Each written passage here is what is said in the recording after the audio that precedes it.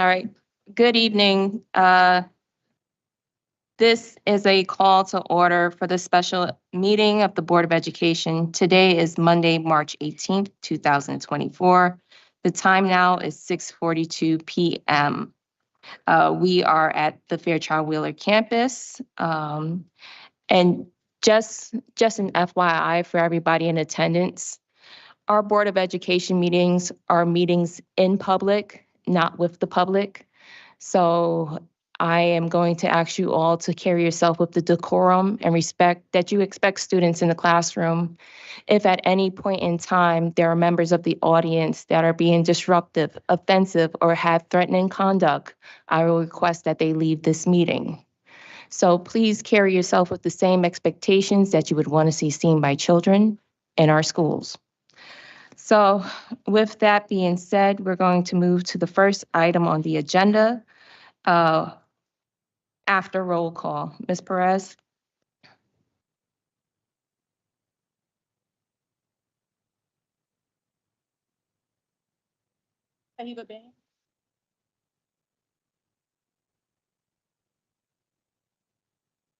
Present. Akeisha Casimir. Present. Willie Medina. I am here. Joseph Sokolovic. Present. Robert Traber. Andre Woodson. Did you call Akeisha Casimir? Yeah. Okay. All right, now we're going to move to the first item on our agenda, which is public comment. So, you mind if I borrow this? So public comment was until 6:30. I made an announcement to make sure that everybody puts their phone numbers and emails. It looks like some individuals added their names onto it because there were only 16 at the allotted time. Also, our public comment is limited to 15 speakers. So I'm going to have the 15 speakers that were signed up by 6:30 speak. And then for anyone that's interested, the sign up time is at 6:30. And I'll make sure that before everyone signs up in the future, that they put their complete information so we don't have the sheet go back out again. So the first person that we have.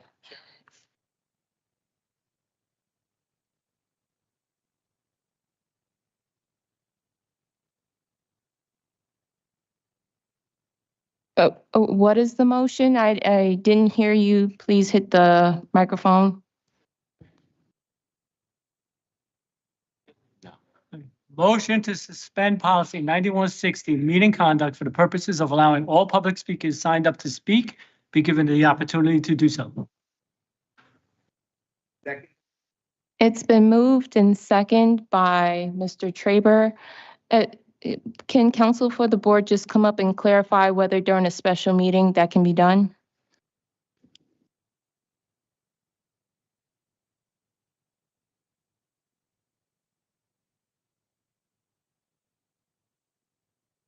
What's that? We can hear you now. There we go. Good evening, board members. You are conducting a special meeting this evening, and by operation of law, you cannot amend the agenda for a special meeting. So you would be required to comply with your rules during a special meeting. Where this regular meeting, you could take a vote and you could amend your agenda, but that is not permitted for a special meeting. Okay, thank you. So we're going to just move forward.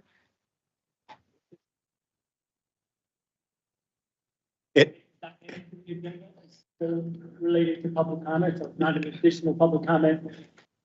17 speakers, 18 speakers, public comment number is not typed in. It is an agenda item, Mr. Sokovic, but the problem is you have a rule, you have an agenda, and in a special meeting, you cannot amend that agenda even by amending, by waiving the rule. So you have to stick to your agenda under the rules. Thank you. Thank you, counsel. So the first speaker I have on the agenda is Bishop John Diamond of Fairfax.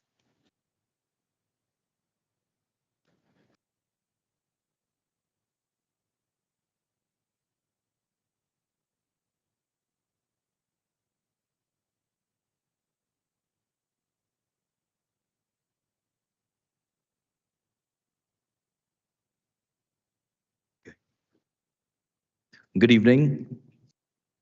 Good evening. My name is Bishop John Diamond, and I serve as the proud senior pastor of Cathedral of Faith Church of God in Bridgeport. I'm here as a co-founder and clergy organizer on behalf of the members of Faith Acts for Education. We are a people of faith, building power to get our children the education they deserve. We believe that every child deserves the opportunity to graduate from college, take care of their family, and fulfill their God-given potential. I stand here with support from my fellow pastors, some of Bridgeport's most community-focused clergy. I stand here with parents that are concerned, who want more for our children. For the past 3 weeks, we have intentionally listened. We have attended each meeting, taken calls from our members, engaged with teachers, and connected with leaders across the city about the 2024-25 budget, where it is, and how it will ultimately impact the status of 6 schools in our community. While I know the agenda doesn't name the issue today, the issues are linked. We are disappointed that our community doesn't yet have access to an itemized budget, allowing us the insight we need to advocate for our kids, both locally and at Hartford, where we fight every day for our children. We are disappointed that we have had to piece together critical details regarding not only our budget, but the implications of this budget on our children and their teachers. We're here to ask for transparency, and we're here to ask for partnership. We are concerned that nostalgia and rhetoric in our city are clouding the issue. We are Bishop here to Diamond? ask. If you're going to wrap up or if you're going to share time. We will share time if that's okay. All right, so I'm going to at least introduce the next speaker just for the public, and that's fine. So the next speaker is Lady Roxanne Diamond. Who's my beautiful wife? Thank you. Mrs. Diamond. Well, I can't see, but okay. Nice to meet you. Are you yielding your time, ma'am? Yeah. Okay. Just so it's transparent to the public. Thank you. And continue. We are concerned that nostalgia and rhetoric in our city are clouding the issue. We are here to ask for more time to review the facts, understand the implications, and make well thought out choices that set our kids up for success. We are here to ask to be treated with the same dignity and due process that parents in Fairfield and Trumbull receive for their kids. We see education as imperative for the people we serve. We're committed to seeing every child in the community we serve fulfill their God-given right to take the best care of their families and reach the pinnacle of success that only education can provide. Faith Acts has always and will continue to advocate for transparency and collaboration between our community and its leaders. We hope that our elected Board of Education and our superintendent will respond to the call for true partnership for the sake of our kids and their teachers. We know it's very volatile times that we live in our city, and we are aware of that. But we want to remind the board and our superintendent, who we believe at your hearts have the best interests of our children there. And we are asking that we calm the noise and take our time, walk through this process, and do what's best for the children. The facts and the statistics are before us. Our schools are underperforming, and our children are behind. The majority of them are not at math level, nor at reading level. That has to be corrected. We want to see a budget that speaks to a plan to improve the education for our children. Thank you so very much for hearing me today, and may God bless us all.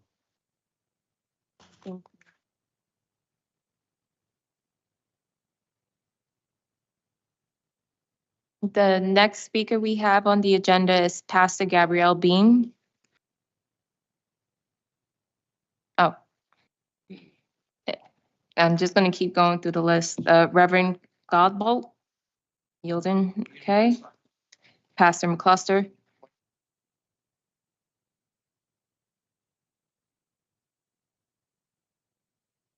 No. Pastor McCluster. Carl McCluster, the senior pastor at Shiloh Baptist Church in Bridgeport, Connecticut. I've been a part of this community in that capacity for 30 years. I have been at many Board of Education meetings, many civic gatherings. I'm also, along with Bishop Diamond, Pastor William McCullough, Pastor Bishop Teddy Plummer, and others, a co-founder of Faith Acts for Education. Our commitment to Bridgeport and to the schools is unquestionable. As you know, through the grace of God, we were able to convince the governor to give more than $100 million of extra money to the Bridgeport Public Schools in this cycle.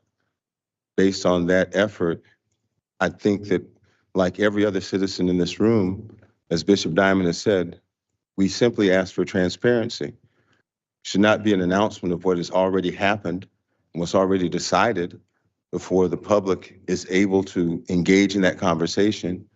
With all due respect, we were here before many of you were here. And the church, the faith community, has always been the lender, the clothier, the feeder, the shelterer, and the financer of last resort for these kids and for this community. So we respectfully ask that you give us the respect that is due any participant in this process, and that's advance notice and conversation before decisions are made, not just announced. Thank you.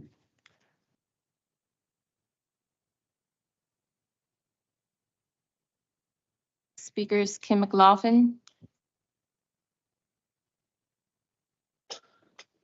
Thank you for the opportunity to speak. My name is Kim McLaughlin. I'm married to Rob Traber, a board member.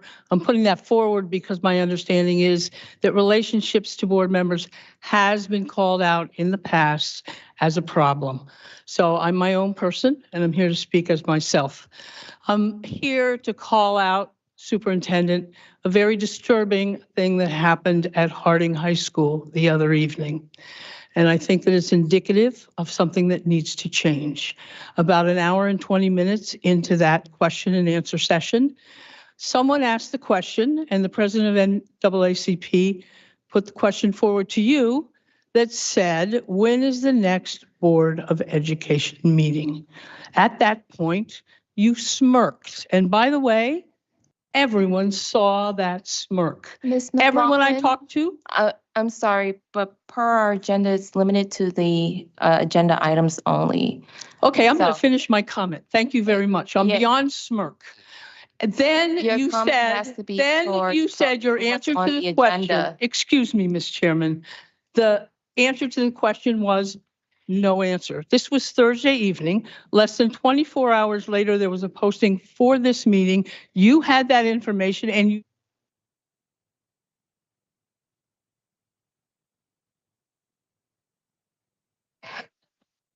So, Ms. McLaughlin, please. I'm trying to keep it pursuant to the agenda. It has nothing to do, if you're going to go off topic and go rogue, it's going to interrupt your time. I've mentioned this to you. Ma'am, just please keep it to the agenda. If you have an issue with the budget, you can bring that up. You can roll that into your comment, but please keep it limited to the agenda items. Press the button. Press the button. Press the button. All right, thank you.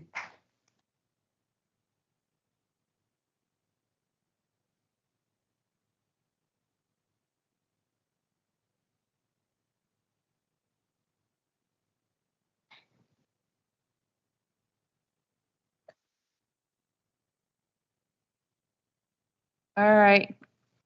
So before we move on, I'm going to emphasize public comment is on the agenda items only.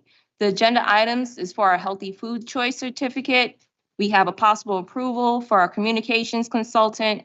We have possible actions regarding workers' comp settlements and regarding the budget. Public comment is regarding the agenda items only.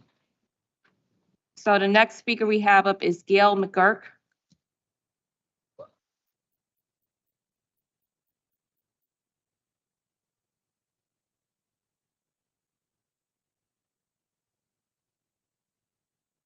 Good evening. My name is Gail McGurk. I'm a teacher at Bryant School. I've been there for 32 years. I just had a couple of questions regarding the budget.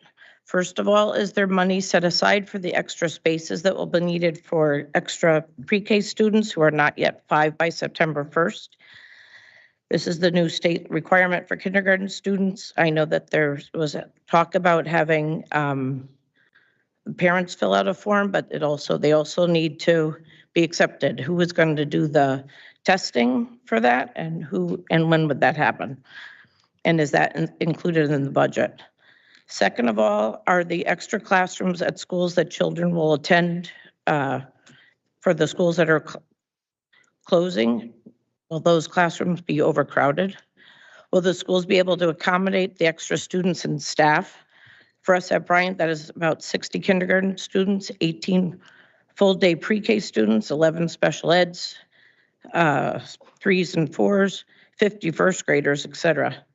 Will siblings be at different schools on different buses? As Marlene Siegel said, enrollments are going up. Will there be space? Thirdly, what will happen to teachers who have to move next year? Are they still in the budget? I heard there may be team teaching. Does that mean that the class size will still be 22-1 or bigger with co-teaching? Will there be enough support for special ed students at the schools where students are being sent? Are there enough support people in the budget for kids that are dispersed to other schools? The students in our population are very transient. I only have about 8 students in first grade that were in my kindergarten class last year, who all of which scored in green or blue. I'm a very good teacher. Our families need their small community. I love it. We have sprinklers, we have ramps, we have an elevator, we're asbestos free. We have plays, book buddies, and we have a great school. Thank you. Thank you, Ms. McGurk.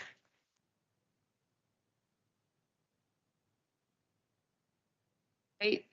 The next speaker, and just a reminder, public comment is just for the agenda items only. It is Jess Resto.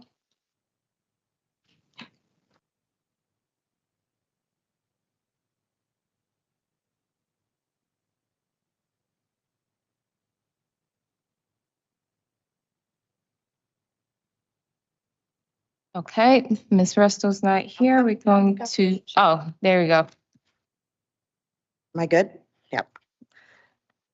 My name is Jess Resto. I've been a Bridgeport resident for almost 9 years, and I'm a mother of 2 young children in the Bridgeport Public Schools. As a parent, I feel it's crucial for all of us to set a positive example for our kids, don't you think? After all, we strive to teach our children the values of kindness, attentiveness, and adhere to rules. Yet despite claims of respect and an open dialogue, we loyal Bridgeport residents and we loyal Bridgeport parents and residents feel indifferent. It's important to note that although the superintendent's ideas may have some value, the overall execution has been problematic. The main source of dysfunction and disorder within the board can be attributed to the actions of the chair, who appears to be neglecting her responsibilities. If she had fulfilled her duties as chair, Ms. all board Resto, members, I'm not done. Ms. All board Resto, members would have been please kept just tie informed it into regarding the anything on the budget. agenda. Regarding the budget. Objection over, this is regarding, But I'm talking Sir. about the budget. sir, Allowing for appropriate measures to be just taken. want, I strongly to urge keep it all parents, pursuant. teachers, staff, and any Bridgeport resident to reach out to the State Board of Ed and demand an internal review of our executive board members. It's imperative that those in leadership roles are held accountable for their actions. Additionally, contacting our city council and state reps will ensure that our concerns about this budget, about the unethical behavior of our board executives, are heard loud and clear. Thank you.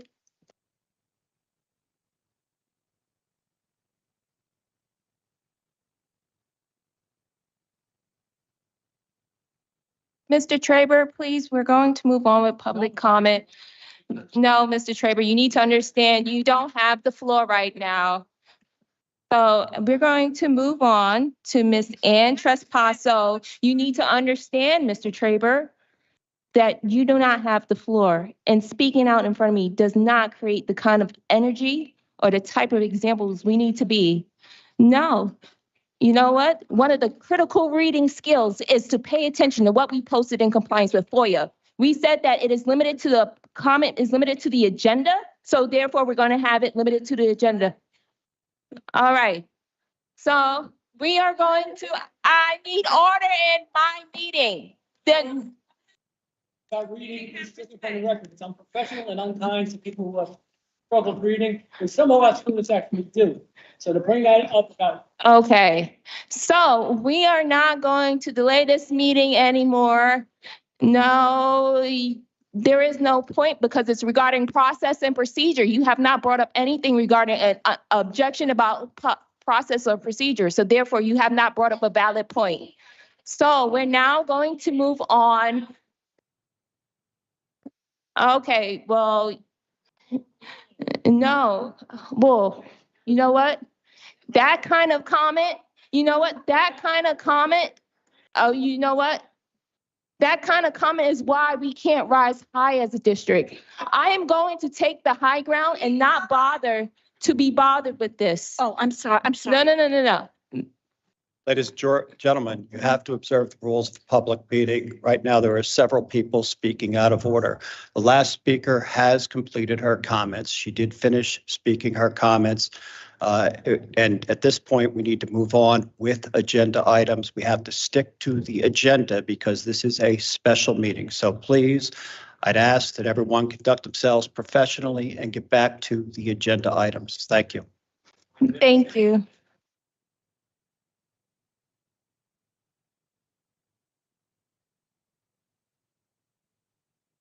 All of the speakers so far have raised process in their speech, in their presentations. So the chair should allow, if she's going to allow latitude in one direction, she should allow the latitude. In fairness, Mr. Traber, it appeared that the speaker did get off topic when she was interrupted. I agree with you that the speaker did get back on topic. That speaker has now concluded her comments. I understood her comments completely. And as a result of that, we need to get back to the agenda. Okay. Yeah.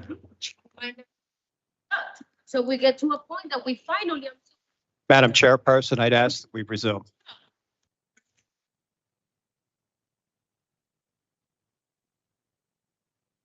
Our next speaker is Ann Trespasso.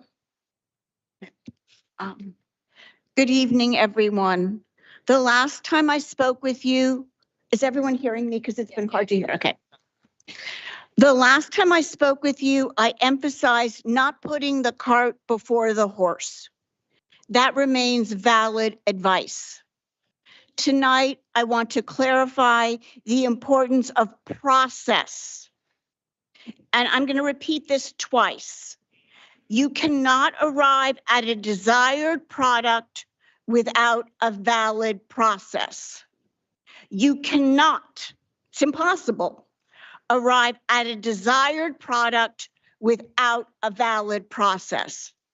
This budgetary process has been delayed, secretive, with extreme measures taken, such as canceling a Board of Education meeting to limit commentary from the full board and the public.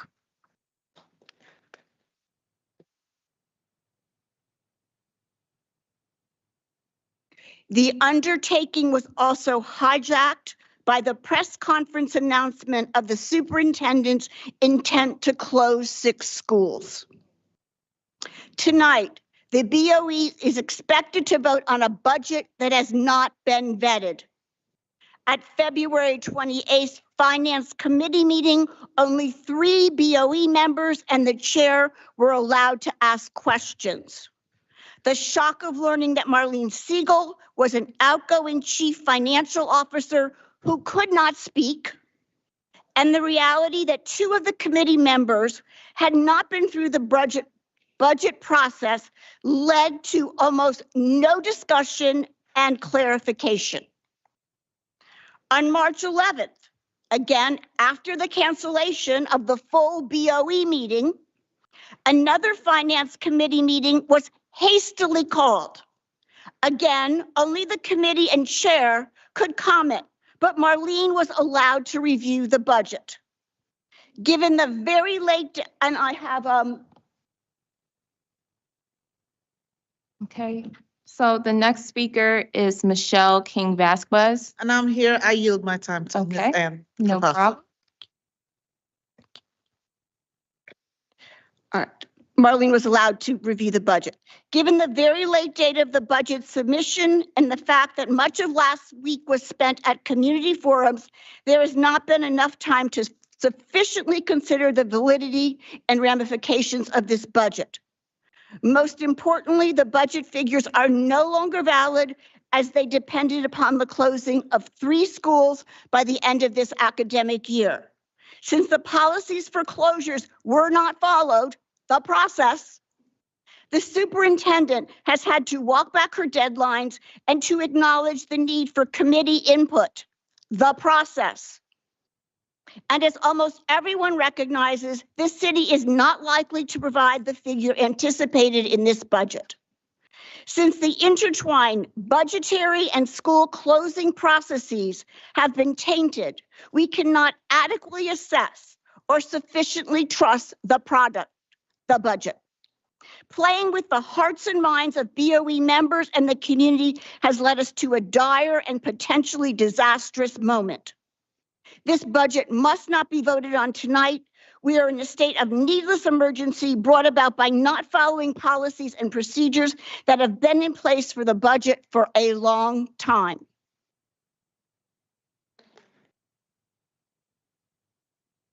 The next speaker is Nancy Weiner.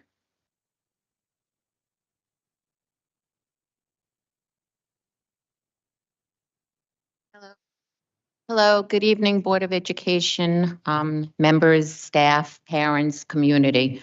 I've been a Bridgeport teacher for 30 years. I'm a teacher. Okay, that's okay. Apologize. Can you just make sure she gets her full 2 minutes? Board members, please, there's no background conversation. You should pay the same respect to each and every speaker, whether we agree or not. They deserve our full attention. Okay. Okay. Good evening. My name is Nancy Weiner. I'm a 30-year teacher in Bridgeport. I'm at Hall School. I'm not here to tell you that Hall School has a hardworking, dedicated, and nurturing staff. I'm not here to discuss about the condition of our building. The city has failed us. I think we all recognize that by never putting in repairs when they should have been, and now it might be too late. Looks like it is too late. Tie it to the agenda. Yes, I will. Yes, I will. I'm going to ask you to please considering relating to the budget, the closing this June, so that parents can make thoughtful decisions about their child's future, just as you would want for your children and for your grandchildren. I'm asking you to please put together a committee made up of teachers, parents, the board, and all stakeholders that are involved. And I'm asking you especially not to disperse our children all over the city of Bridgeport. Please come up with a new plan. Please give it the time that it needs to form the proper plan. Thank you for letting me speak.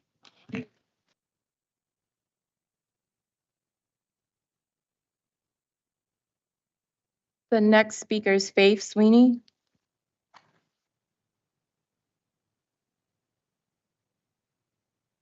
Again, just have it to the agenda.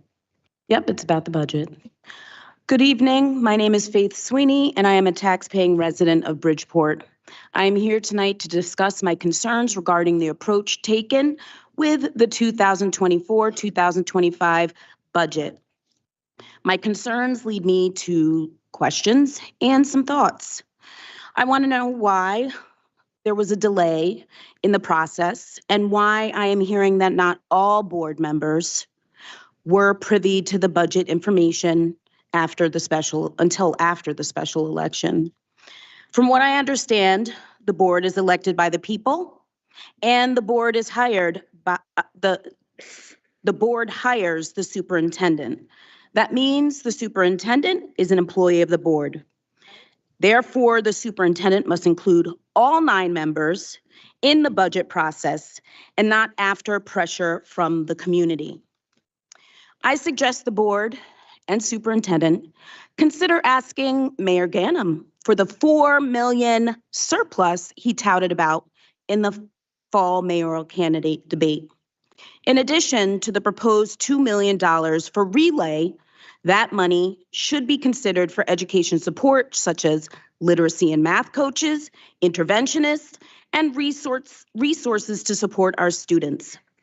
The best investment is what directly impacts our students and families. The vote should not take place tonight.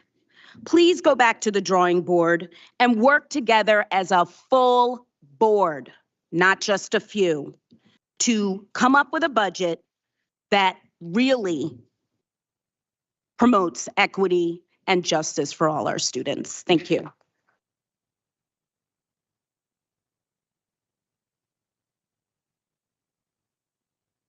Next speaker is Lisette Prada.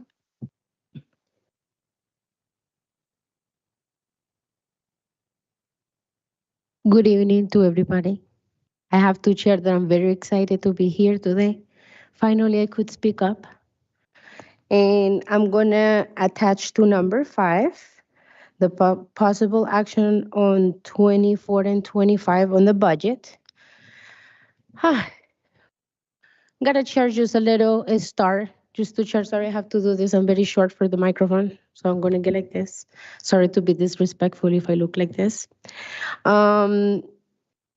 It's sad how half of my community, or at least 80%, I speak Spanish, have not the pleasure to be here, at least to be in the audience, understanding what's happening, understanding how the budget is working, how we been blinded for years, not having all these investments that we should have had in all of our schools. And I had to wait like a couple of weeks just to find out that my school was closing because they couldn't do anything anymore. They just can't give answers, real answers of what's been happening, how they could talk about we're going to invest, buying or investing in 2 new schools, but at the same time, we have like half of the other schools going apart, like falling apart. Sorry for my ignorance. I might not know the right numbers. I might not know if your plan is actually right. And I appreciate all this time that you spent trying to give us this presentation. I have to say it today. I'm sorry we have been attacking you. We as parents are desperate. I'm very worried how many months you took investigating and maybe ignoring us. We have feelings, we have emotions. Half of us have not the opportunity to get into a school and understand half of what you are saying. Maybe half of us don't know how to scan a QR code, and but at the same time having like empathy and knowing that being here today, it's about the budget, how our money are paying for the city who is not actually investing in us. Thank you. Our next speaker is Antoinette Ford.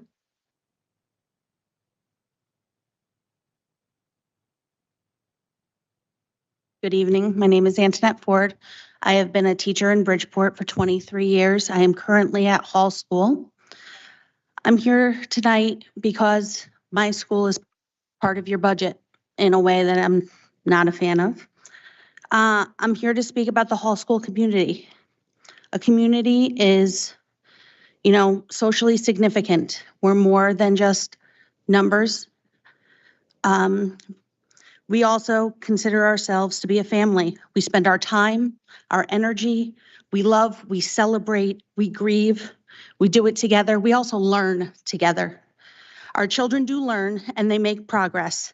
And they have made that progress without the benefit of a lot of what other students in this city have been available to them.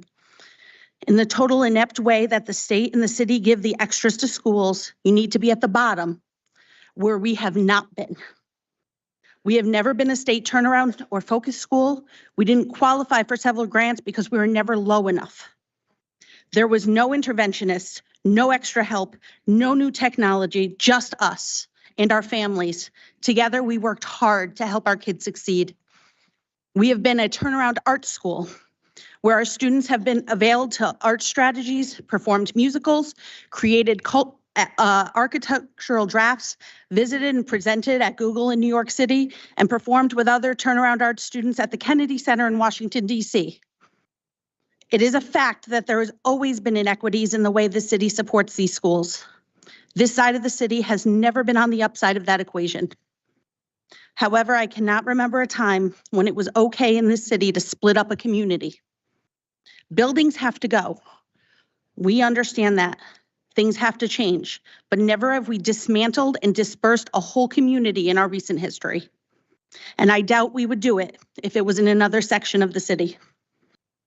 Thank you. Thank you. The last speaker is Willie Medina.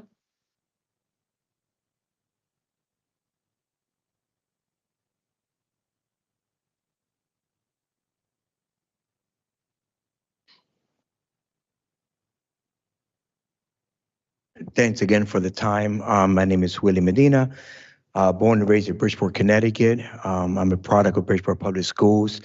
And like everyone heard of the announcements about the budget and then following the closing of the schools.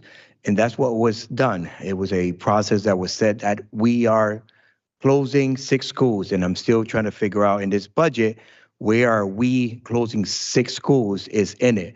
Are we perpetuating the same difference moving forward? Because I'm expecting that leaders should not repeat history. History is that which what it is history. And when there is no added funding for maintenance and operations in this budget, no increase whatsoever. And I'm sure that the head will be looking for not stretching so many dollars to try to help the other buildings that we have that might need help. But there's no added funding whatsoever added. Actually, there's $107,388K less in the budget for this year, the 24-25. And I just don't understand how can we be passing a budget when we all don't have the information that we need. Clearly, transparency and accountability has not been key. And I think that we have an opportunity as a board to hold our employee, as she says, as she calls herself a dolphin, and us bottom feeders, that she will hold herself to that same standard. Okay, and if I'm a bottom feeder, I love to eat lobster, as somebody else showed me. So please, let's, as a board, hold each other accountable, work together to be transparent, because this has not been a transparent process. It's been a irresponsible and negligent announcement against our community, against our children, and there has been no empathy whatsoever in any of these forums while children cry. Thank you very much.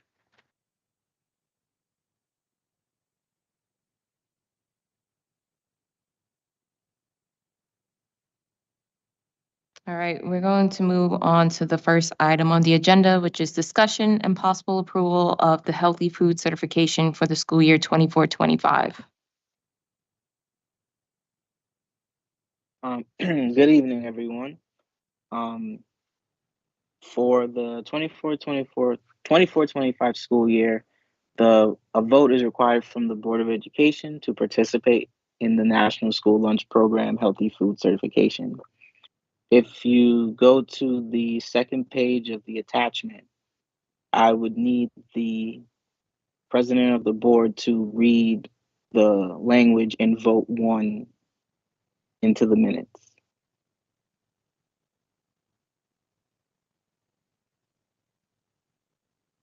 Kiana, can you repeat that? It's even hard on my end to hear you. Sorry, I'll start over. A vote is required from the Board of Education to participate in the National School Lunch Program Healthy Food Certification. And we would need the president of the board to read the attachment on page 2 into the meeting minutes.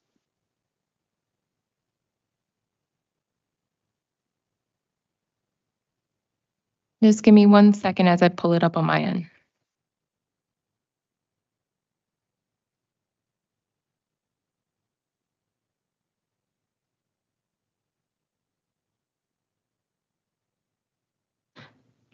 Okay, so attachment 1 is the required motion language for the healthy food certification. Yes, and it would be under vote 1.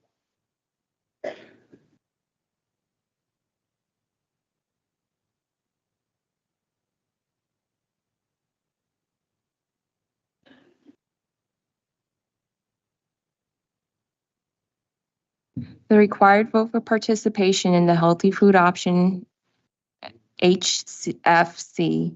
This vote is required for the full board participation in the NSLP,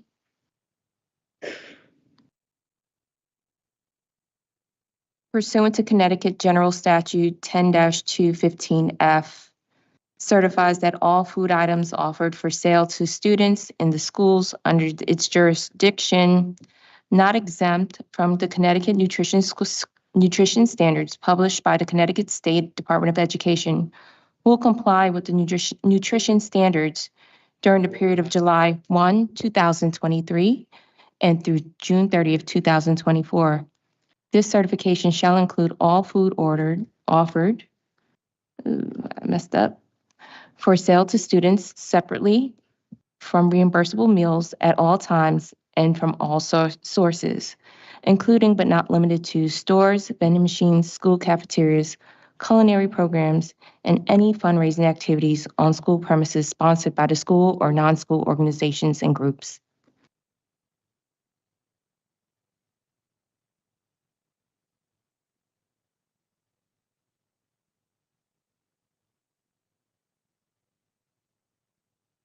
A point of order is regarding process. It's whether someone's going to make the motion or not, and I've read it aloud for the public.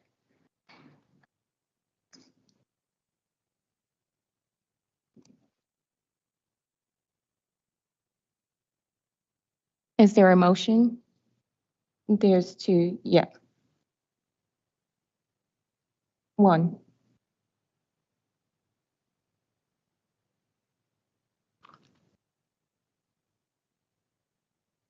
Well, you're going to make the motion, okay?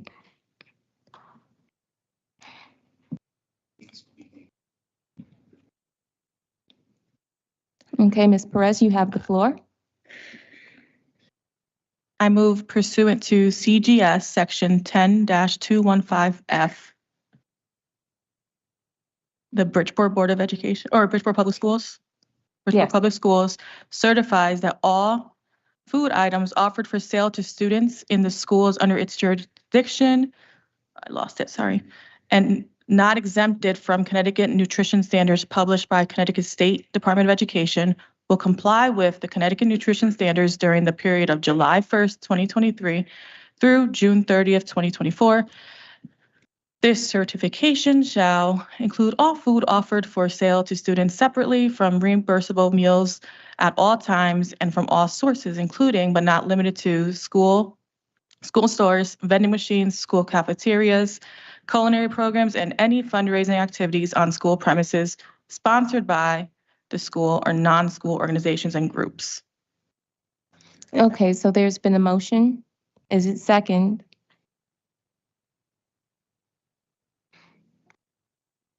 Second the motion. It's been seconded by Mr. Woodson. Is there any debate? All right, seeing no debate, all in favor? Aye. The aye motion passes. There's a point of order. Mr. Traber, state your point.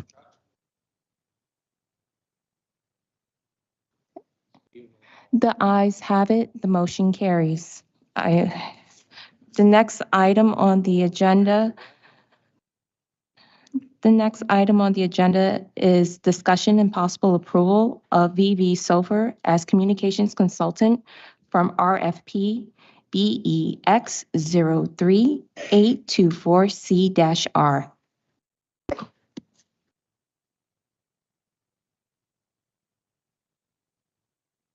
Good evening, members of the board.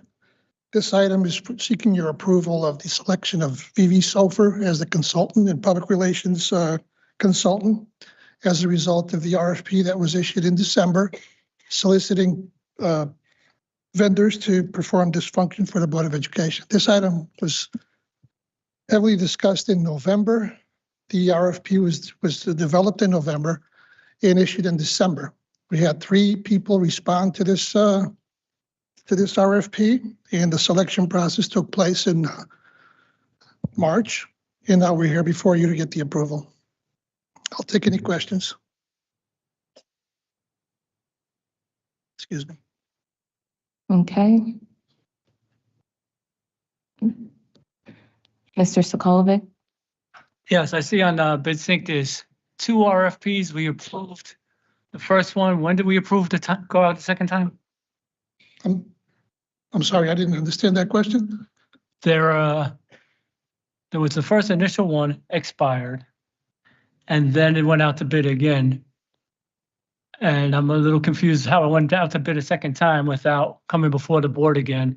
And I'm also a little confused, maybe this is a question for the superintendent, why we interviewed 3 people for the position if we already had a bidder. I can explain the first half of that question. Thank you.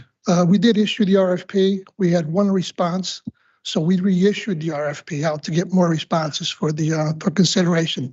And at that time, we had 2 more to make it 3. So we wanted to get a larger pool to select us.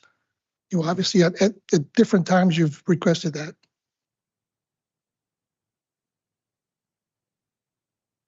For lobbyists, the RFP for an accounting firm, come back before the board when we receive no bids to reissue it a second time? No, it never came back to the board. We just left it alone. We never reissued it. I think it came up for discussion, but I don't think it was ever reissued.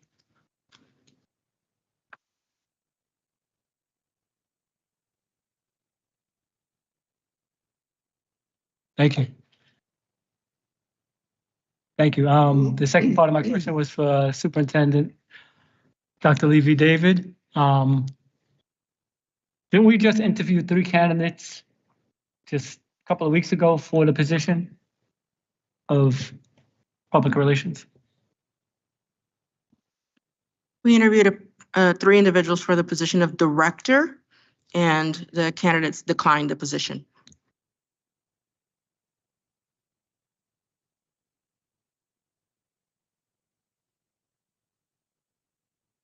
All right, so I'm just going to go around and see if any other board members have a question. So I'll start with Mr. Benahan. Okay. I'm not seeing anyone being very eager with questions. Is there a motion at this time? One question, Madam Chair. Okay, yes, Ms. Casimir? Just one thing that was on the RFP. It said that this organization led a successful bond referendum campaign. What is a bond referendum campaign, please?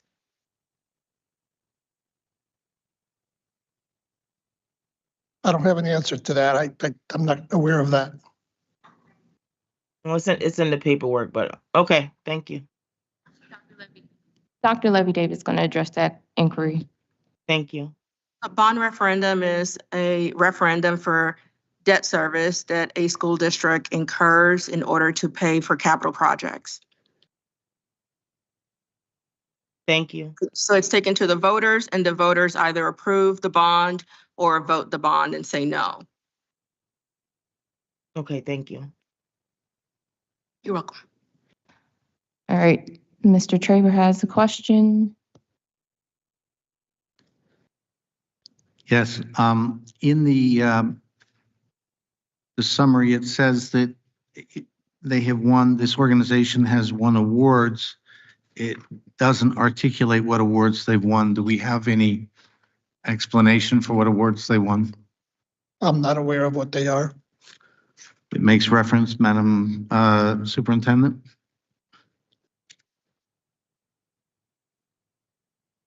They've won multiple awards for public relations and communications. Yes, I understand, but it never elaborates any of them. So do you have any idea what awards they won? I can certainly probably procure those and send them your way. I don't have that on my person, no. And my other question is, why, it's, I guess, the discussion we've had for the last few months, why are we, until we resolve our budget, why are we moving on an agenda item that's going to involve spending more money at this time? Mr. Traver, I completed the process. This was an item that was on our to-do list. We've issued the RFP. We went through the process of having all of the respondents. I understand, Mr. Pires, I'm directing this one to the superintendent. Oh, I'm sorry. So I understand that you're here with regard to questions on the RFP. My question is directed either at the superintendent or the chair, why we have an item on the agenda right now when we are in the process tonight of wanting to look at a budget, and we're voting again, as we have over the last several months, to spend more money when we haven't even figured out whether we have enough money to pay the bills we have now. Yes. For another position that we don't have now.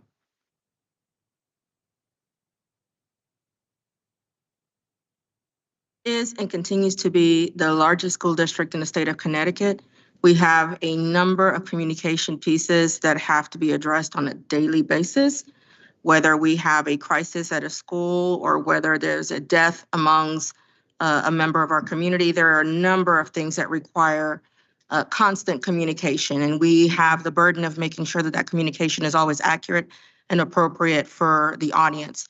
And to ensure that we are meeting the needs of having appropriate communication, it is advisable to have a communication strategist to support in that role. Any district that is beyond 5,000 students, it is common practice to have a communication person on staff. Unfortunately, the candidates that we interviewed were not eager to work with this board, but we still have a burden to meet with communication for the district.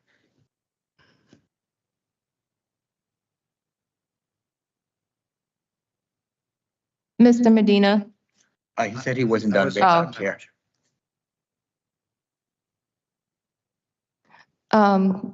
But since the question was addressed to me, I will agree with the comment by the superintendent. If you look at New Haven, they have a director of communications. You look at Waterbury, they have a director of communications. I see a parent that's sitting in the audience that reached out to board members via Facebook when there was an issue at Hardin High School, and we were not aware of that issue. This board approved about a year ago under the prior chair to try and get a risk management firm when we were ill-advised that what we really needed was a director of communications so we can actually reach out and communicate with the parents, community in terms of items that we need. Our similar sized peers, our Alliance District peers, our neighboring peers, including Stratford, Trumbull, Fairfield, they all have directors of communications, and they're significantly smaller than us. And when we do have crises and parents are reaching out to us, we need to be fully abreast of what's going on. So that way we don't subject ourselves or this district to legal liability without knowing what's going on or what's the appropriate way to respond. Part of that comes from having a director of communications, and all the candidates did drop out. And even one candidate, because I'm part of that committee, dropped out before the interview. It's very hard to get candidates that want to come to work to Bridgeport because of the volatile and toxicity that's involved with this position. Okay, so that answers your question. Then I want to make sure I am trying to be clear that Mr. Medina had his hand up after you, and then Ms. Perez. If you would wait a second, I'm giving you the floor back, but I want to make sure I maintain order and know the order of the speakers. So it will be you, then Mr. Medina, and then Ms. Perez.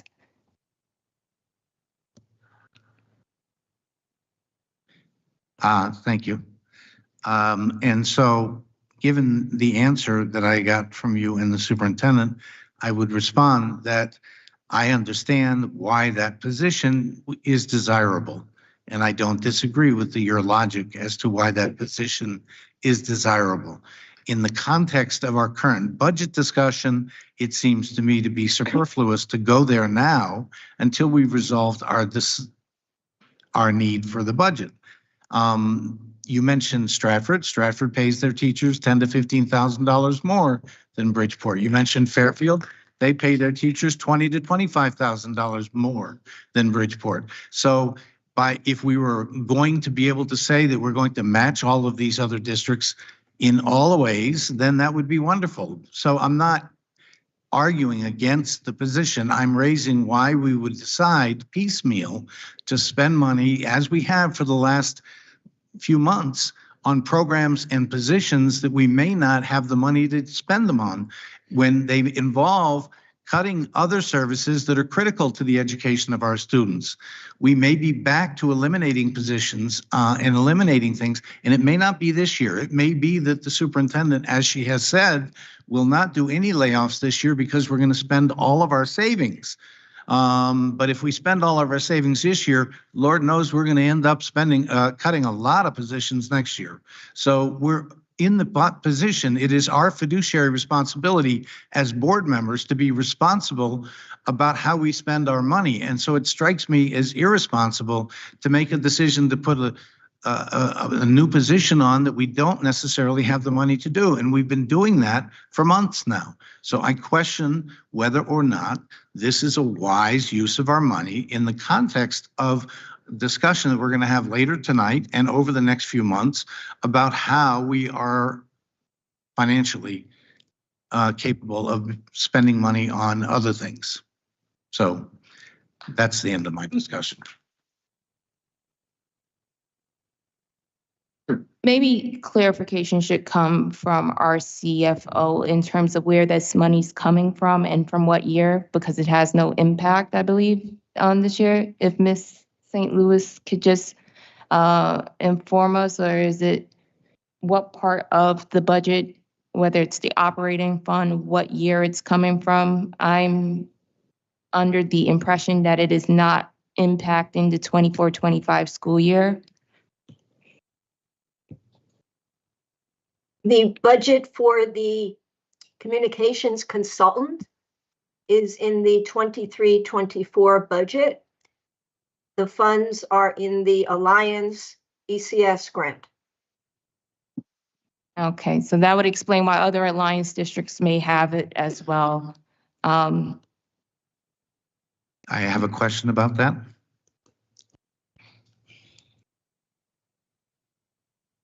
Ms. Siegel,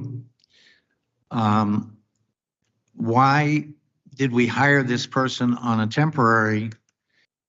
How much was this how much was in the budget for the 23-24 school year for this position? We allocated the funds requested by the superintendent in the 23-24 budget. How much was that, Ms. Siegel?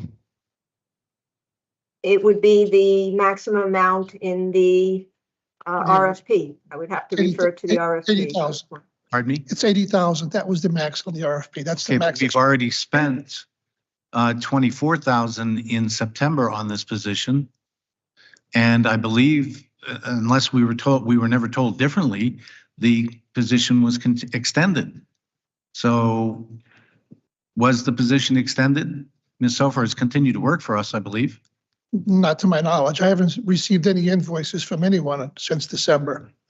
Since December? Right. So September to December, we spent 24,000. Now we're going to spend over 80,000 then on this position. So that's in excess of the budget for this year. Well, the expenditure will be for 1 year from the day of signing of the contract. So it's going to split in 2 years. So the budget will go into the next fiscal year. Partially. Yes. If you want to be technical about when. Okay. Well, people are being technical with me, so yes, I'm being technical back. Okay. We spent 24,000. You're saying from September to December, And now we're going to spend close to 80,000 as I read this contract that's before us tonight to vote on. It's just under 80,000 if I read it right. Is that correct, Mr. Pires? Yeah, it'll be from April to April. Okay, so it would be from April to April. It would go through the next year. Since there's very little time left in this year, then I'm going to approximate 60,000 and it will be in next year's budget. 3/4 of it will be in next year's budget. Right. Okay. So it is next year's budget. Thank you. Yeah. Okay, Mr. Medina?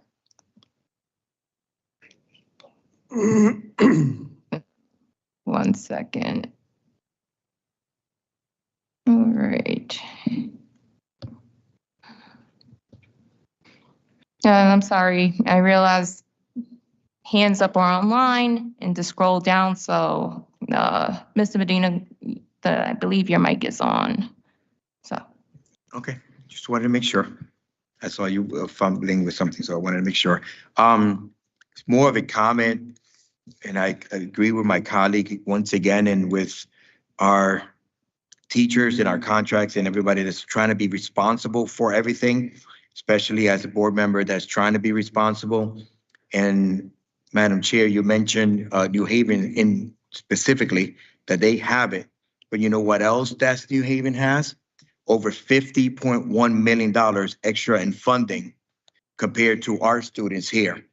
Our students are getting 16.5K per student. They're getting 19.4 for their 17,304 students. And that means that they're getting an extra $50.1 million extra in funding compared to us. So when we're talking about our budget, especially tonight, yes, I agree with my colleagues that it's important to take these matters and move them elsewhere until we decide what we're doing with our money, because we need to help hold each other accountable for every penny, every dollar matters. We can only spend it one time. When we give our kids money as their allowance, they can only spend it one time. They go to the ice cream store, that means they can't get that toy. If they get that toy, they can't get that ice cream. So we're trying to make sure that we get the best thing allocations to our funding to go into the classrooms. Some of our colleagues are very interested in making change inside the classrooms, not in administration, not in the offices, not entertaining or fixing offices. We want the money to get into the classroom. We want the money actually even to go to our facilities guy. Like I said in my comment, money needs to be spent wisely. And I don't know if we need this when we have so many extra people right now working in the offices that it can do this communication. I'll do it.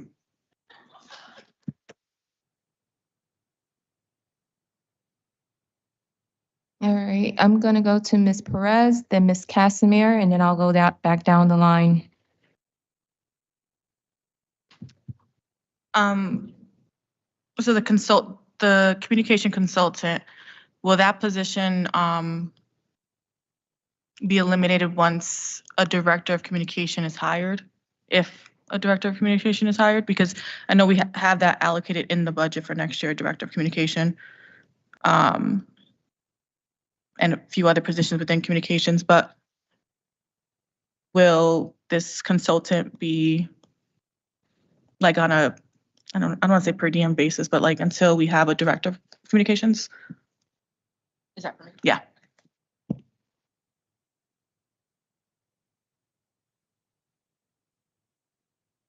That would be the ideal resolution, but there are always going to be instances where we have additional things that perhaps would be better handled by a consultant versus an in-house communications person. And the organization doesn't charge unless they perform a service. So it would be up to that director of communications to determine whether or not that's something that they can fulfill in-house or something that needs to be parceled out to a consultant, just like we do with just about anything else in the district.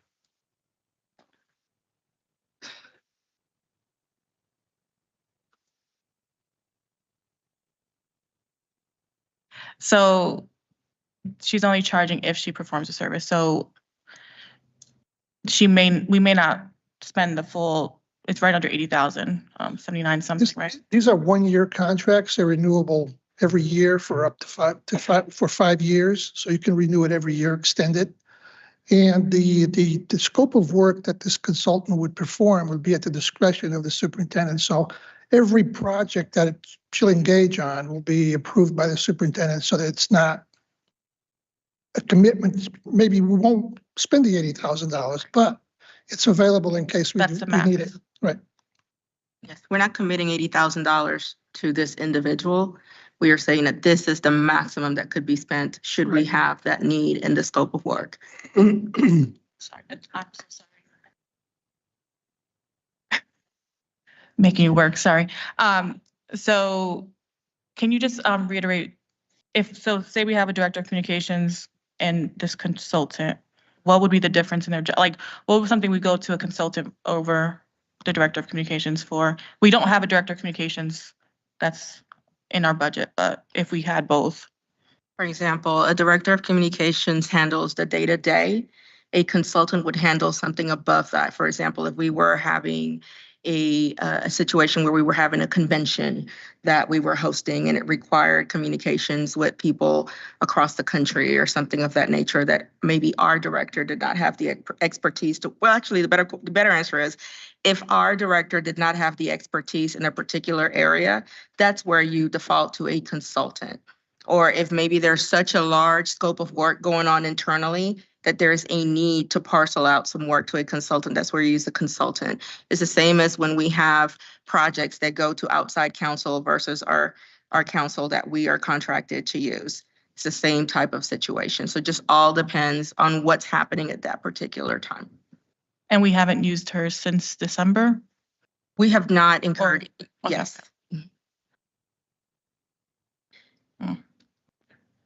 All right, Ms. Casimir?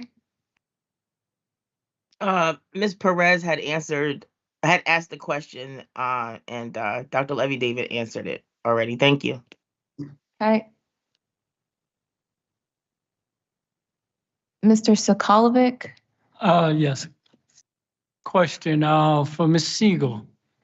We mentioned grants. A lot of times grants are mentioned like it's going to have no impact.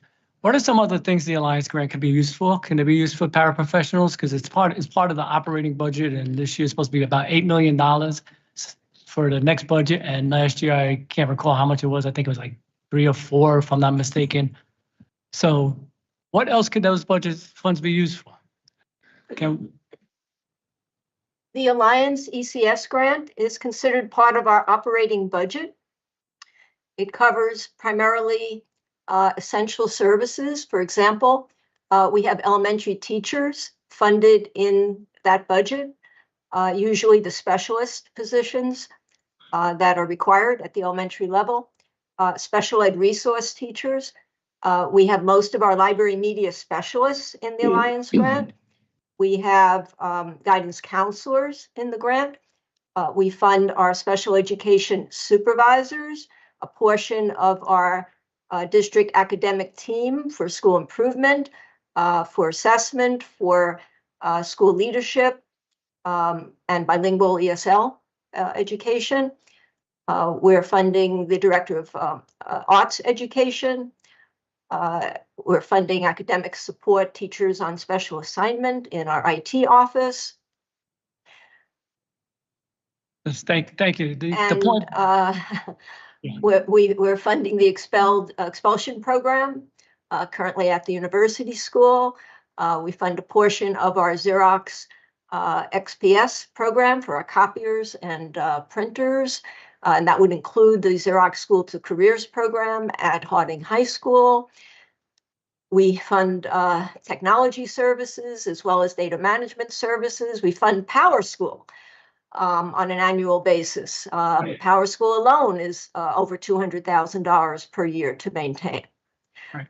We also fund a portion of our substitute teacher expense and $2,750,000 for utilities. Over the years, as you know, there's been an operating gap. And so the Alliance grant is absolutely critical to helping to close that gap. And it funds critical services that are part of our core programs. Right. So in essence, if we spend this $83,000, this new expenditure of $83,000 will prohibit us from spending $83,000 from an already existing expenditure. Because we can't go into debt, right? Once it's exhausted, we can only spend the money once. We must maintain a structurally balanced budget, yes. Thank you.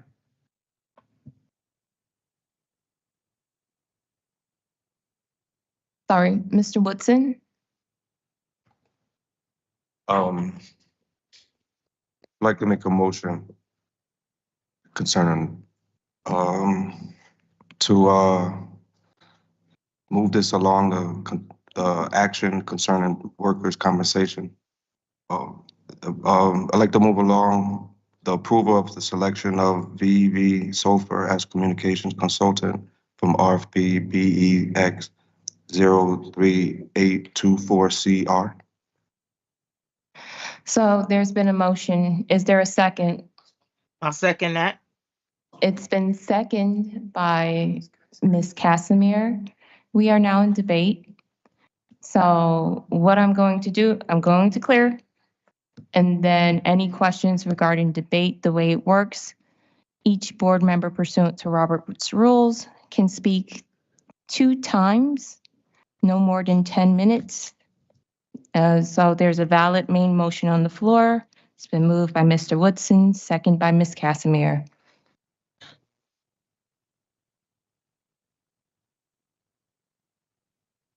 Okay, Mr. Benahan. Thank you, Madam Chair. Just listen, everyone, and going back and forth, and we talking about this, to spend so much money in this situation when we know our teachers are suffering to buy stuff in the school, in the classroom. The teachers need stuff more important for our students. I don't know if for me, in my point of view, maybe I'm agreed or not, but I don't feel to spend too much money for something. Thank you, Mr. Medina. To spend so much money on something that our teachers needed more. I know, and we know that teachers sometimes they take money from the pocket, buy stuff for our students, and on things they are more priority to spend $78,000 or 95, and I don't make it necessary for me when we know our teachers are suffering more that spend money for something. It's not for me mandatory and necessary. I just want to put that for the record. Thank you, Madam Chair. Thank you, Mr. Benahan. Next speaker is Mr. Traber. Is Mr. Pyra still here? Oh, there you are. I just wanted to be clear, there was some confusion around the questions that were asked after me, but before we had the motion.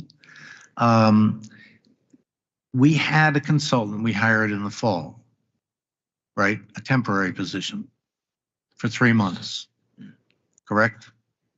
Is that the consultant we were referring to in the later questions? It hasn't worked since December because the 90 days expired. And there was no, you said to me earlier, there was no subsequent extension of that 90-day agreement. Putting out an RFP. Right. So there was no subsequent extension of the 90-day agreement is all I'm being clear on is, so that contract expired. It was not really it was an agreement for 90 days. We issued an RFP.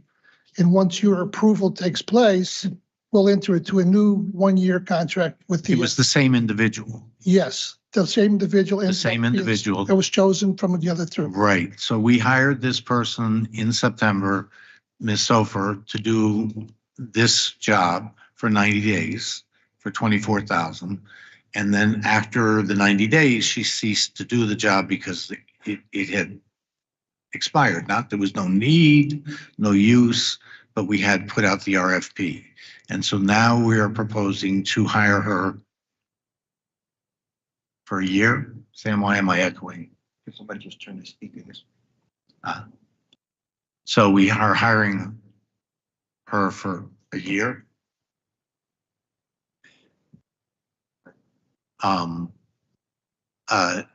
Now, the question that I wanted to ask is, as we then in another month or two find ourselves in the unenviable position of having to make cuts in our school, can we cut her contract?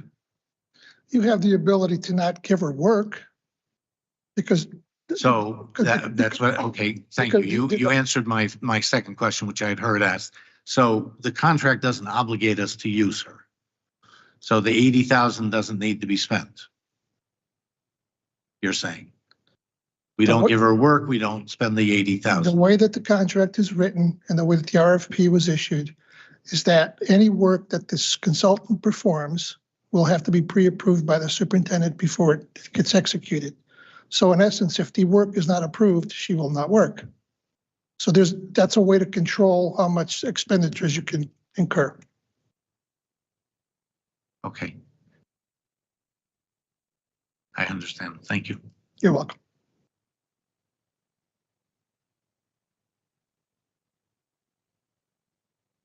Ms. Perez? Who's currently handling communications? Who's like that delegated to? Myself. My cabinet. Sorry.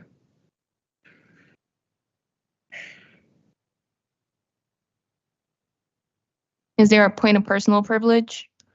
Go ahead. Okay, so then you make a point of personal privilege you weren't able to hear.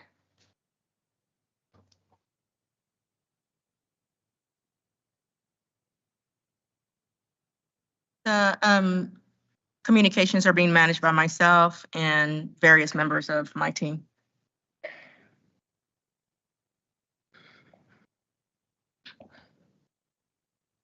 Would this be like part of like their job description or just additional duties? It is not part of their job description. And it does present challenges. For example, when I most recently had to testify before the Appropriations Committee, the 2 times that I've had to testify before the Appropriations Committee, I've had to seek assistance from other superintendents just to ensure that the pieces that I was sharing were aligned with what is the habitual expectation in those chambers, because I haven't done that work before. A director of communications would have already had that expertise and would have been able to solidify that assistance immediately. Thank you.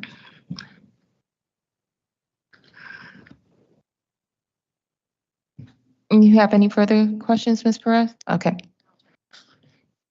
All right. So then the next speaker is Mr. Medina. Yes, thank you, Madam Chair. Couple of things. Jennifer Perez mentioned something about the communication budget. What line is that she had mentioned that there's allocation already for funds for communication? I don't know if she remembers where she saw it or not.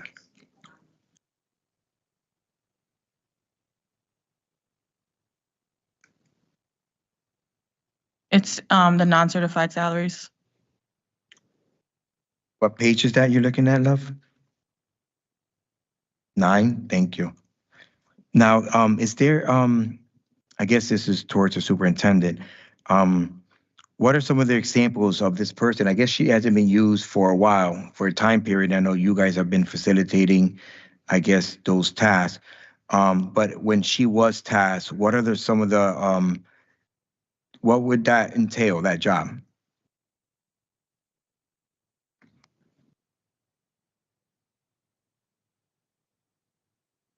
That position entails all internal and external communications for the district, any and all communications that require support, any and all communications that require negotiating with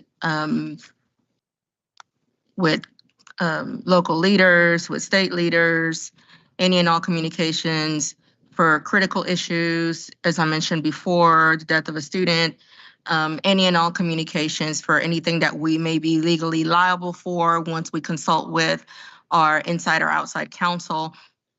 A communications director runs the gamut for all of the public comments that we receive from media outlets, for any issues that happen on a campus.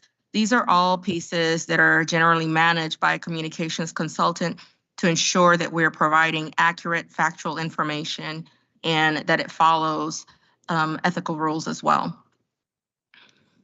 Okay, and like she had mentioned, or I think the gentleman mentioned, so this is almost like a retainer, correct? The way it sounds to me is like, so we're only using her when we need her, but yet those funds have to be allocated because she might be used at any given time, and that is covered through you, meaning each task will be given by you. So technically still, those funds need to be allocated to the side for that particular function, because if not, then you can never use her, correct? That's correct. And then Ms. Siegel, I believe you're still online, and it's a short question. It might be a redundant question if you would, but so if my understanding correctly, this is allocated to those funds that you mentioned earlier, but those funds can be used for other things. And that's why I believe my colleagues are continue to mention that, you know, just because they're coming from a grant doesn't mean that, oh, okay, it's not part of our money. Yes, it is our part of our money, but we're using that grant money, which we can use for teachers and staff also, correct?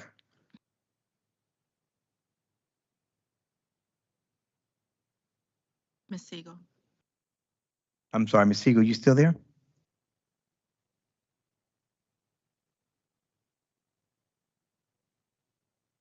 Okay, we'll wait for her. Thank you.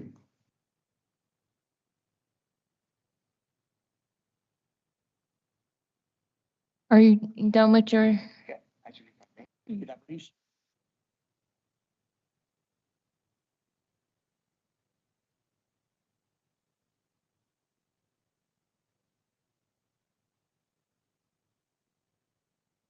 The answer is yes.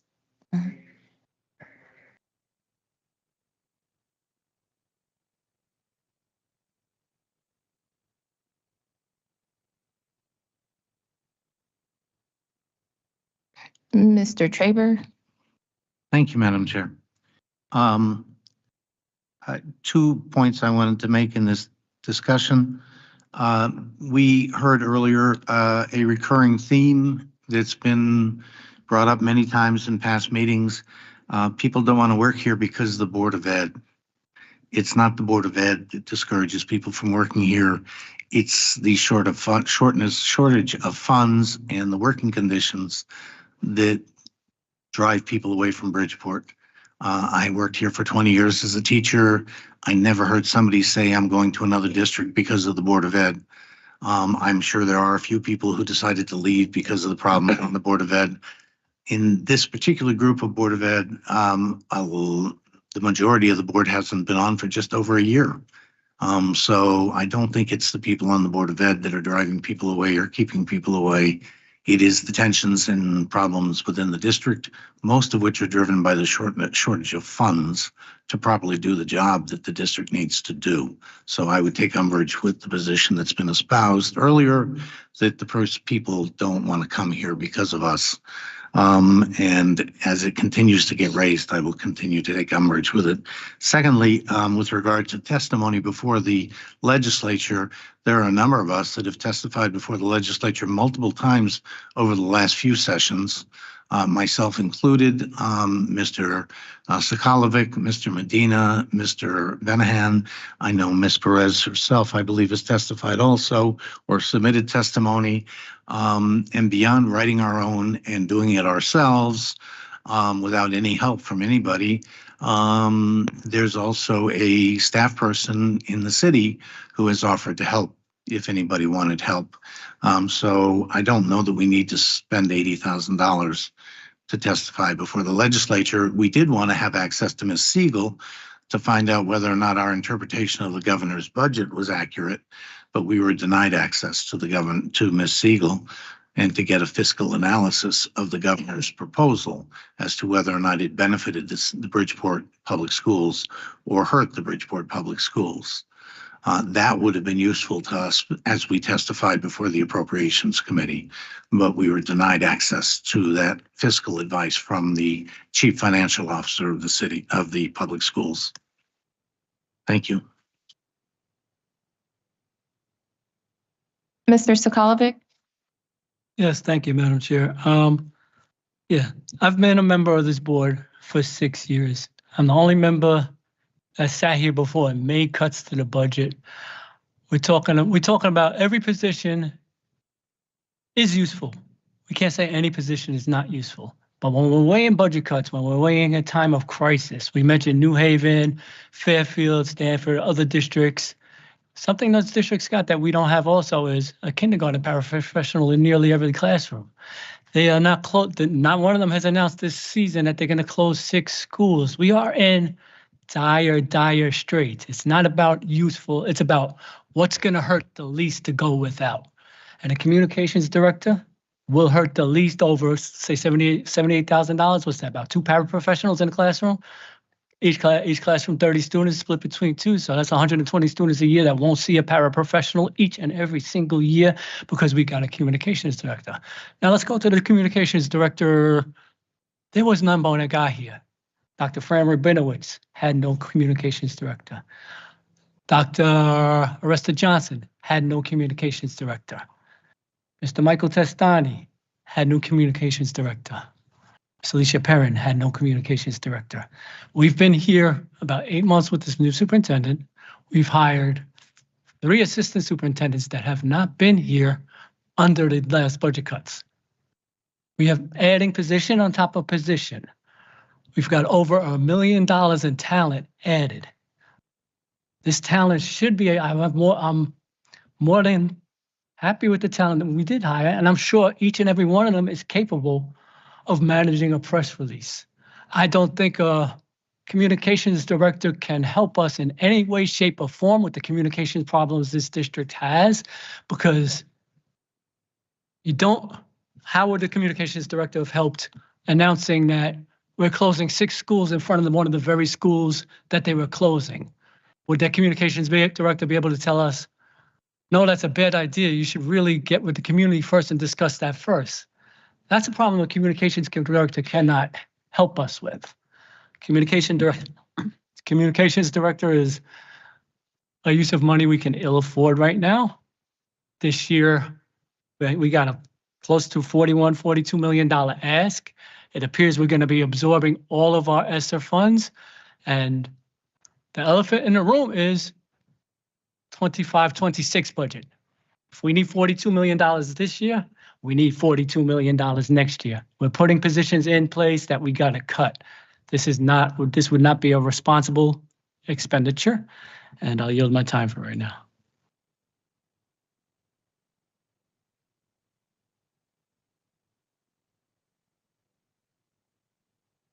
Next speaker is Ms. Bain. I just want to clarify something before I speak. Thank you, Madam Chair. Superintendent, did you say that you don't have to spend all of the money on this? I just want to clarify that. That is correct, Ms. Bain. Any expenditures with the communications consultant would be a la carte, would be as needed. Okay. So I just want to, I'm hearing all the arguments, and I'm listening attentively to everyone about all subjects, in this budget, right? And how communications is not warranted for the work that's needed. Budgetary cuts, school closures, and all that's happening. No one wants to hear that ever, because it's a community and our kids do suffer. However, they may or may not. I understand that the transparency that wasn't available caused issues and concerns and is warranted. But I must say that a communications person is very important to the health of every child in here. For the simple fact that in order for the district to be available and to be seen. That work on the superintendent is hard. And it's hard for anyone else to have to pick up the pieces to actually do a communications job. If someone actually knows what a communications person does or director does, that's all the op-eds, that's all the social media, that's being on point and in place for everything that happens within the district. That person is a person that is solely focused on communications for everyone in the district, especially our children. Yes, people say $80,000 is a lot of money. If you look up the salary for a communications person, it's between $70,000 and $126,000. I don't think spending the money on the communications in the front is going to hinder or harm our children. Bridgeport have been in the red for so long that now we have a guerrilla tactic coming at us to do work and to present a budget. And I've never seen this before. That you guys are saying, oh my gosh, it's gonna hurt. Yeah, it could. But let's see if it doesn't. There's been budget cuts throughout this whole entire process for the 6 years Joe been on this board. I haven't been on this board a long time, but that's what happens in the world. Budget cuts, it's like inflation, ebbs and flows of life. So I don't think that a communications person is gonna harm us any more than we're already harmed. I think that we should give this communications person a chance and keep them on and extend the contract as it was stated earlier that it would be extended. So the superintendent and everyone else can focus on what it is that they need to focus on. And that's all I have to say. Thank you, Ms. Bain. We're gonna move on to Mr. Medina. Also, whoever made that comment in the audience, this is your warning. If you're going to disrupt the meeting or interfere with board members while we're deliberating in our debate, you'll be asked to leave. So just please maintain decorum. We can agree to disagree, but let's carry ourselves in a professional manner. The next speaker I have is Mr. Medina.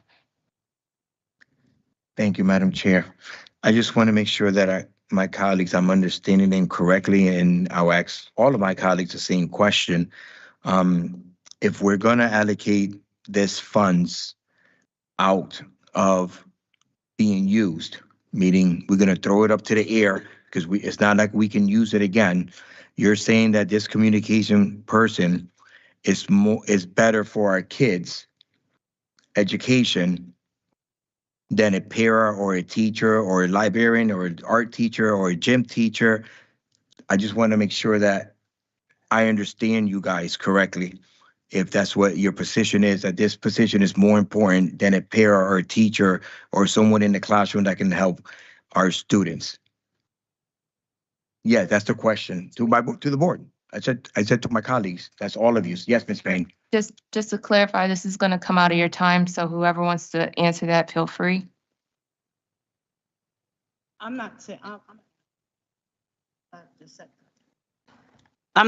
that it's more important. I just think it's feasible to happen. I'm not saying there's, like Joe said, there's no position better than any other position. I just think it is feasible that it should happen, and it needs to happen, because I understand about communications and the lack of communications when you're doing when you have a district that you have to account to and account for. Communications is very, very, very vital.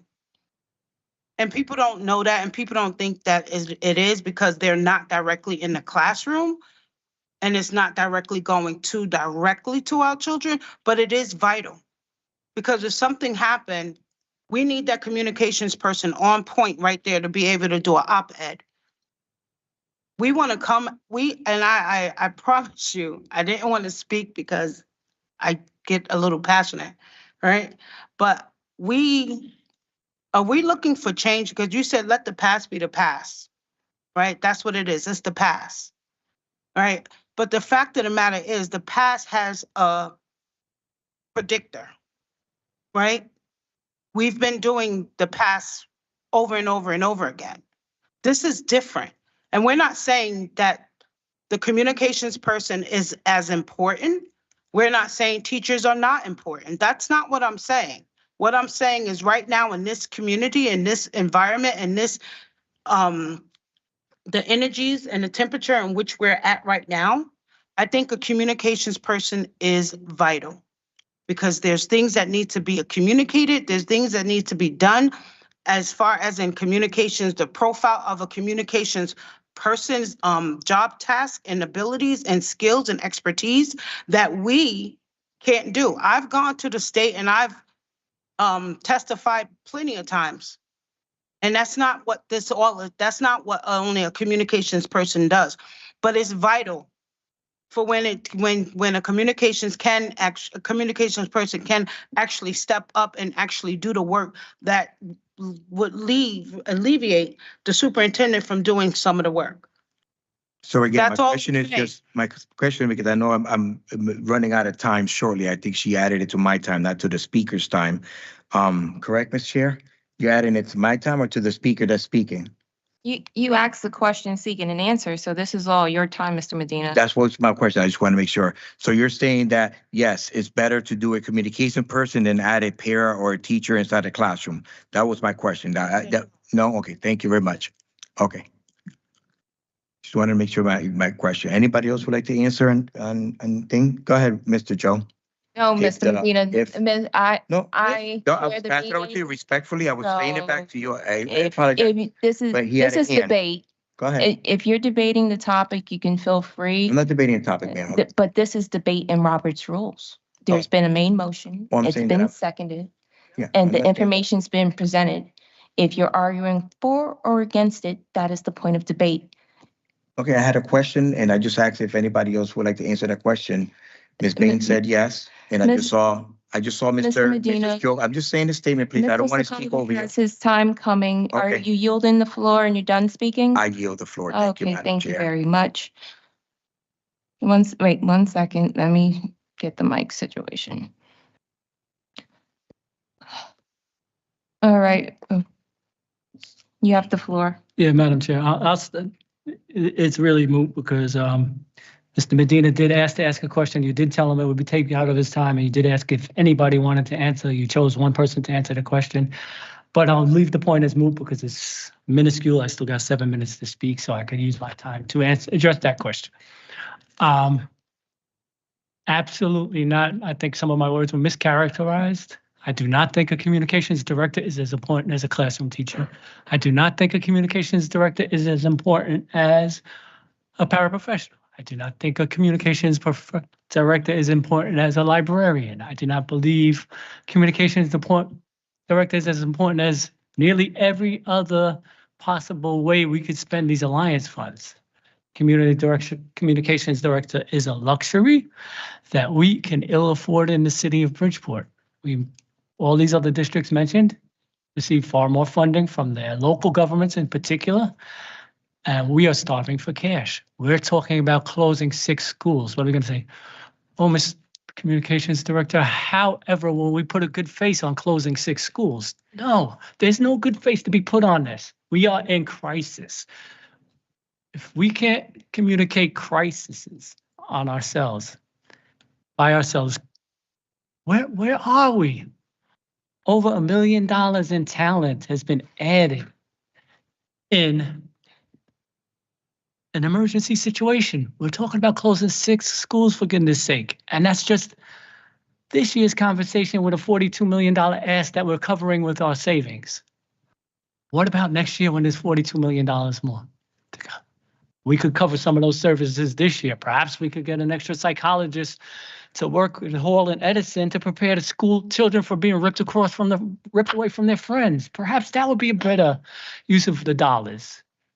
But psychologists are certainly payable under under the Alliance grant. What supports are we putting in place? We can only spend this money once. Okay, and that's the end of that. And I've got a question. I realize it's going to come out of my time, but I would like an answer to it. This one's for the superintendent. Can you give us examples of the work Ms. Sofa has performed in the 90 days she was paid close to $24,000? What was the result of our investment?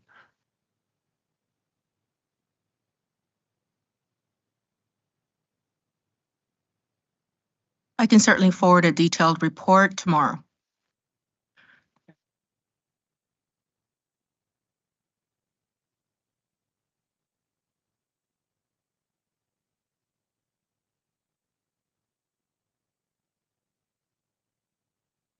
Ms. Sofer provided support with many of the items that I identified earlier, including communications, including campaigns that we had when I first arrived in the district, including information that was shared with community partners and business partners throughout the city.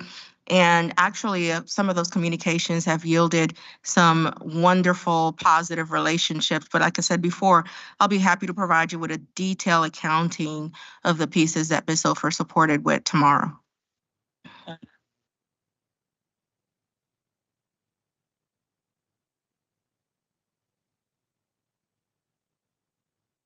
Oh, sorry. Yes, I did. I apologize. Thank you. Yeah, seeing as we're going to get the information tomorrow, and I think it's pertinent to see if we got a return on our $24,000 investment before we seek to make an additional $78,000 investment. And since this is not like something to put out a fire in the district, it's not an emergency need of a communication director, I think this item should probably be postponed until we do get that information and present it again at another meeting. And this way we'll have a clearer picture of the budget, a clearer picture of the return that we are getting on our investment. I mean, it's only prudent. We're stewards of the taxpayer dollars. Show us where the money went, what we benefited from it as a district, and then we should consider investing more money. That's how prudent investments work. That's just how it does. You won't buy a stock sight unseen, and then buy another one before you check to see how much that stock rose and what it brought into your pocket. No, you see if the stock went up, you see what the stock contributed to your portfolio. That's all I'm asking for is specifics. I just got broad. Like, for example, a specific would be issued a press release that boom on such and such date. That would be a great option to hear. I put out a communications to say, I'm just going to name one of the groups in the room, Faith Acts for Education. We need you to come out and help us advocate for our budget. We need A, B, C, and D. Solid information that can be verified and to see if it was actually worth the expenditure. Thank you. All right. Thank you, Mr. Sokolovic. Gonna go, Ms. Okay. So unfortunately, Mr. Traber, pursuant to Robert's rules, you've already spoken twice. So I'm going to go to board members who have not spoken twice or at all. So Mr. Benahan.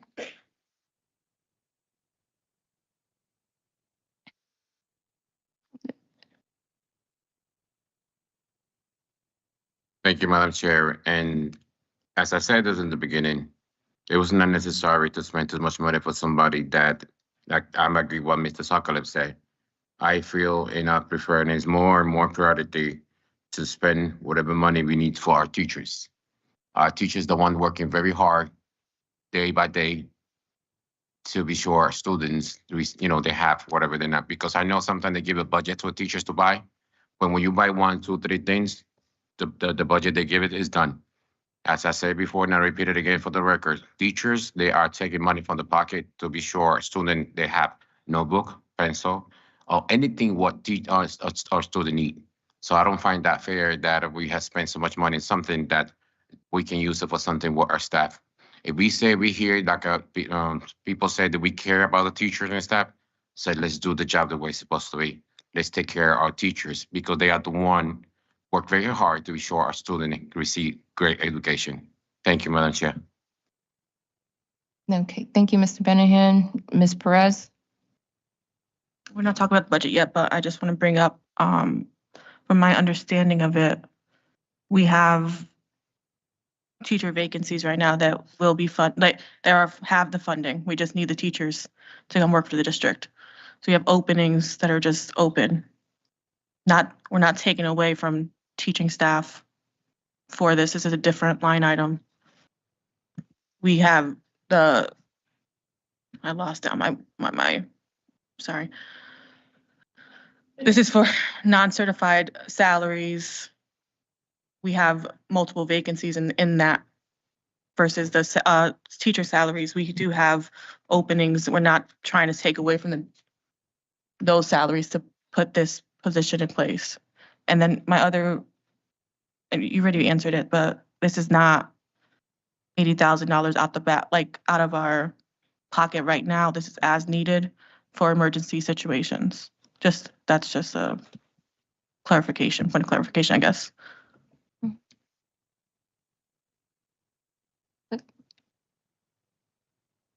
Yes, Ms. Perez, we actually have staffing recruitment coming up, magnet school recruitment coming up, kindergarten and pre-kindergarten recruitment coming up. We have a lot of really important pieces that we have to get on the table and get prepared for the upcoming school year, in addition to all of the other responsibilities that we have.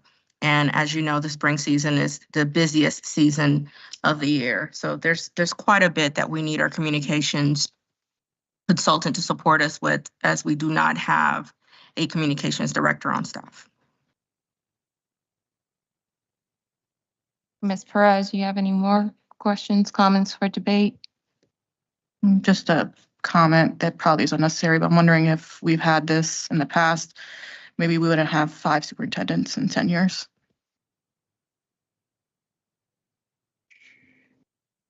Excellent. Okay, so again, I'm sorry, that was just a powerful comment from Ms. Perez. I've been moderating, and so like mentioned before the start of debate, each member had twice to speak. The only board members with the ability to speak right now is Mr. Woodson, Ms. Casimir, myself. Seeing that Mr. Woodson, Ms. Casimir don't have their hands up, I'll just comment. The point Ms. Perez just made about the instability in the district without having a superintendent, that comes from the 9-member board, and it has a trickle-down effect in terms of the quality, the environment, the atmosphere throughout how this district functions. In order to run a successful business, there's plenty of nonprofits here that rely on communications with different constituents, stakeholders in terms of what's going on. I've seen firsthand some of Ms. Sofer's work in the district with just presentation, user-friendly manuals. I don't know if some of you recall, but the personnel committee had this terrible stick figure, the lines going together, organization chart that I'm sure one of our high school student reps could do better. And so there is a level of professionalism that needs to go into this type of work. There's an expectation from parents in terms of communications going forward. Almost every speaker that came up upset at whatever it was, they said communicate. And yet we pointed out that forever, this district has not had someone in charge of communications. And I'm trying to think of this and saying it the most sensitive way possible, but what's being presented is almost arguing over pennies on a dollar. And there's big dollars at stake, and $80,000 on an as-need per dean basis is really nothing in the grand scale of what this district needs to run. And anyone with their organization, I dare you, fire your communications director. The fact that we don't have one demonstrates instability. I mean, one example that just kept coming up over and over was, oh, New Haven has more money. Waterbury doesn't. Waterbury has a lower per pupil expenditure. Think about how hard it is to run your nonprofit organization without someone in communications. the hustle and bustle of trying to do everything up and down. We have 20,000 babies we're responsible for, and yet everything has to be nickeled and dimed instead of being fiscally responsible with what we have. And this is something that is on a per diem, doesn't mean we're going to spend all the money, as needed basis.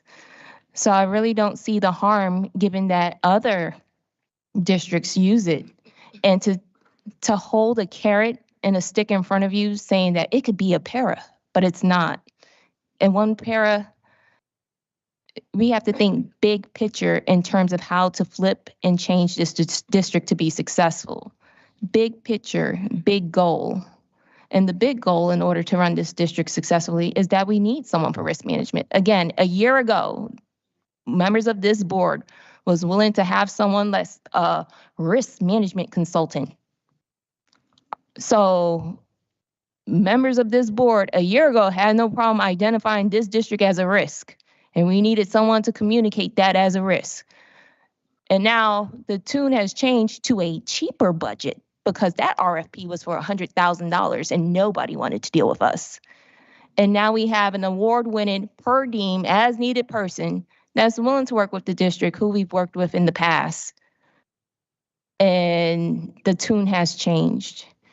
My thing, people, is let's just be consistent. Let's think about what it takes to succeed. There's plenty of people here from organizations that know how important it is to communicate their message.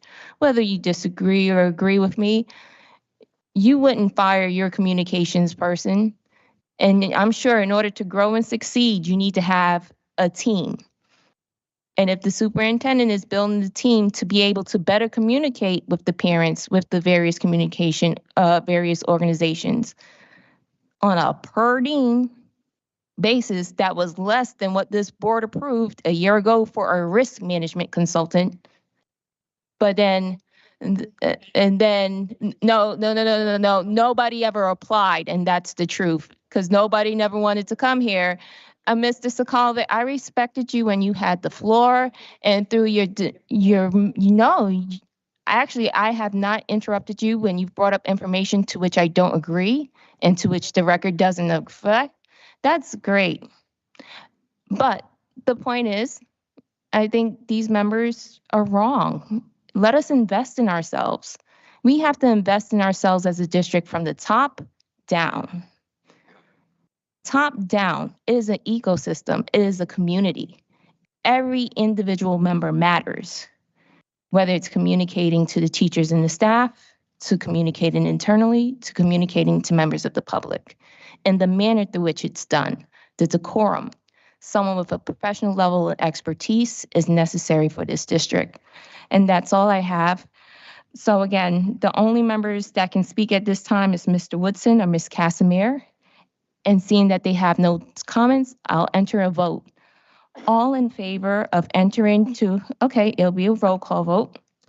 All in favor of entering into I'm sorry, everything is online for me.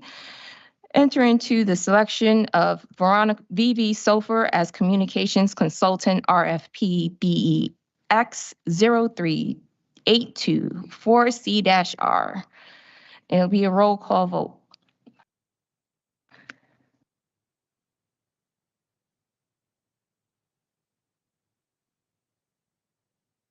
Oh, oops, I'm like, what you waiting for? Okay, there you go. Tahiba Bain. 4. Christine Baptiste Perez. Yes. Albert Benahan Grajales. Absolutely no.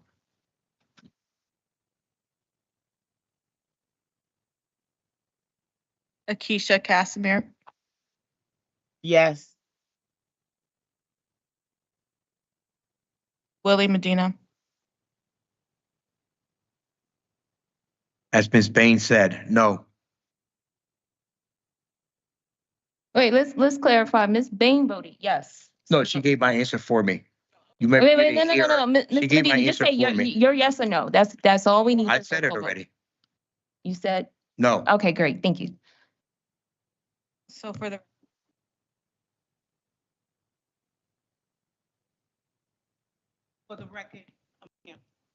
record, Tahiba Bain says yes.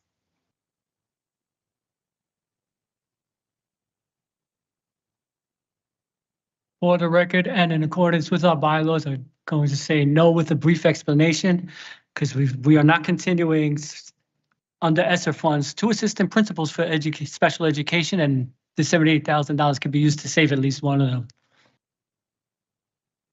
Robert Traber. Mr. Traber? I vote no. Andre Woodson. Yes. Carries. Okay, motion carries. We will enter into a contract with VV Sofer as moved. Okay.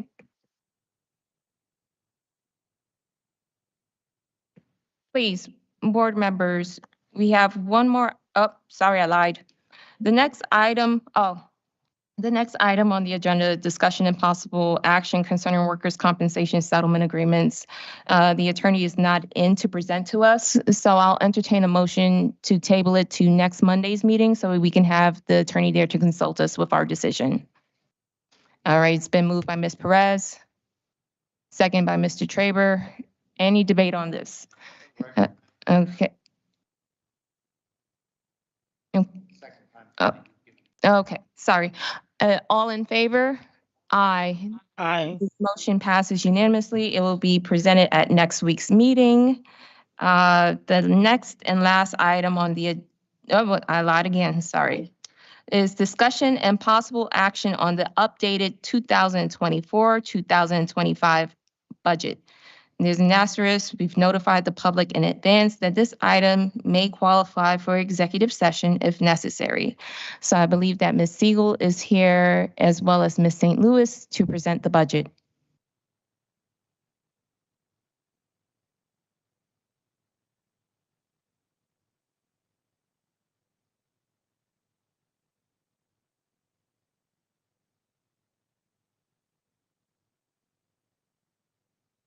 Hi, good evening, everyone. Do we have the slides? Okay.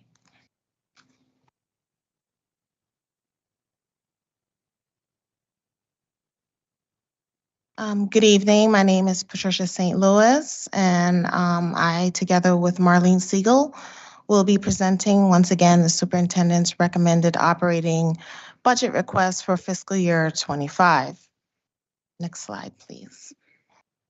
Our mission is to be in partnership with the community and to model excellence and equity in education for every child at every level by focusing on quality instruction and providing efficient systems and structures in schools to sustain a culture committed to success.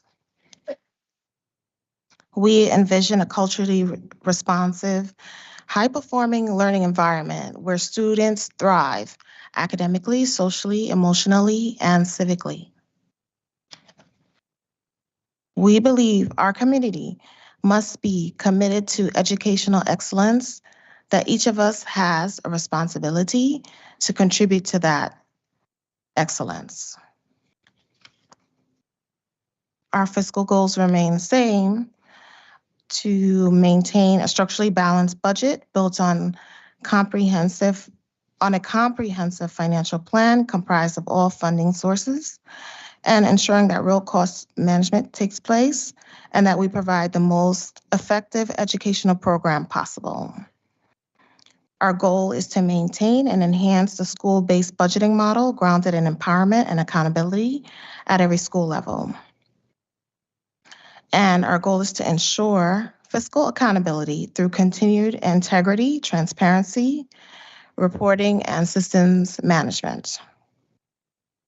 We also have a goal to engage in comprehensive fiscal management, encompassing analysis, internal controls, and innovation in order to secure resources and optimize resource utilization and attain fiscal stability.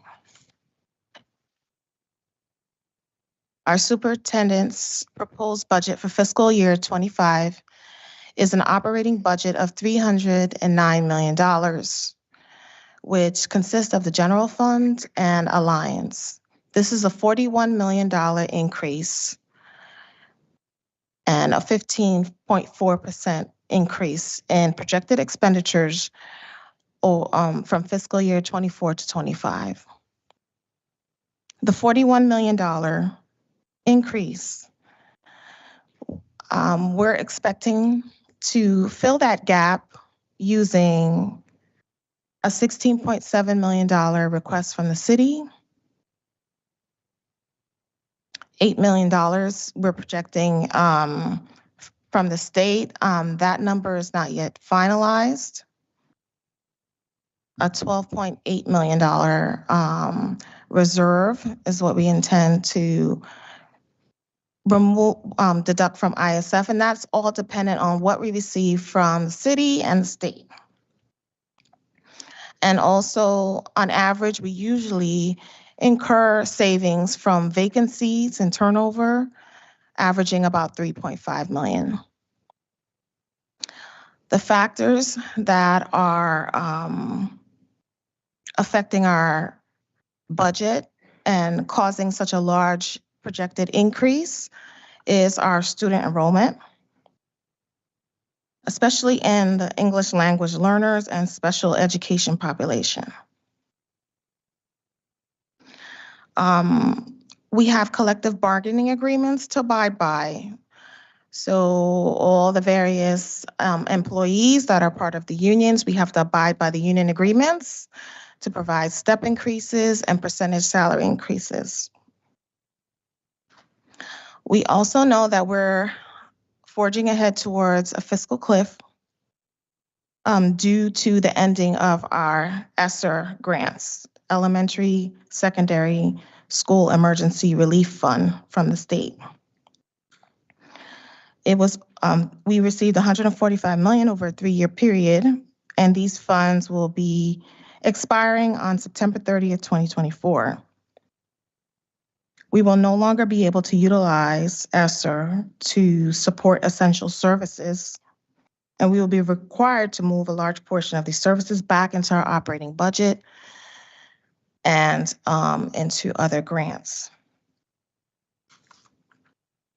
As you can see, our current state is a $268 million operating budget. This is for fiscal year 24.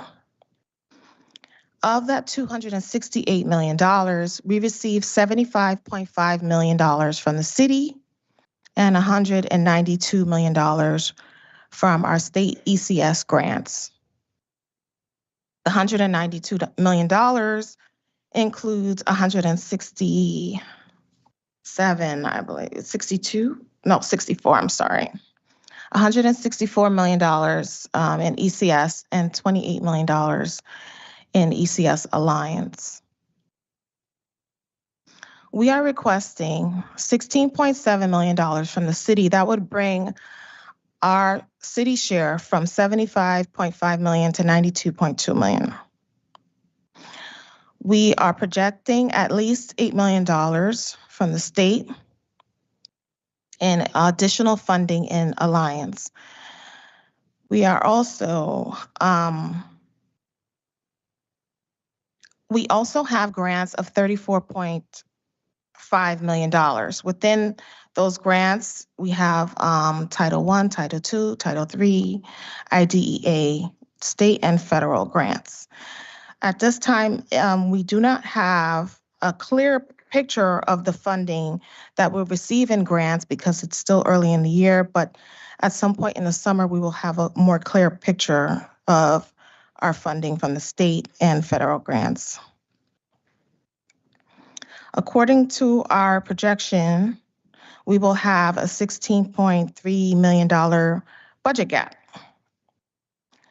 We intend to close that gap with $12.8 million in carryover reserves, and as mentioned, the $3.5 million in anticipated vacancy savings.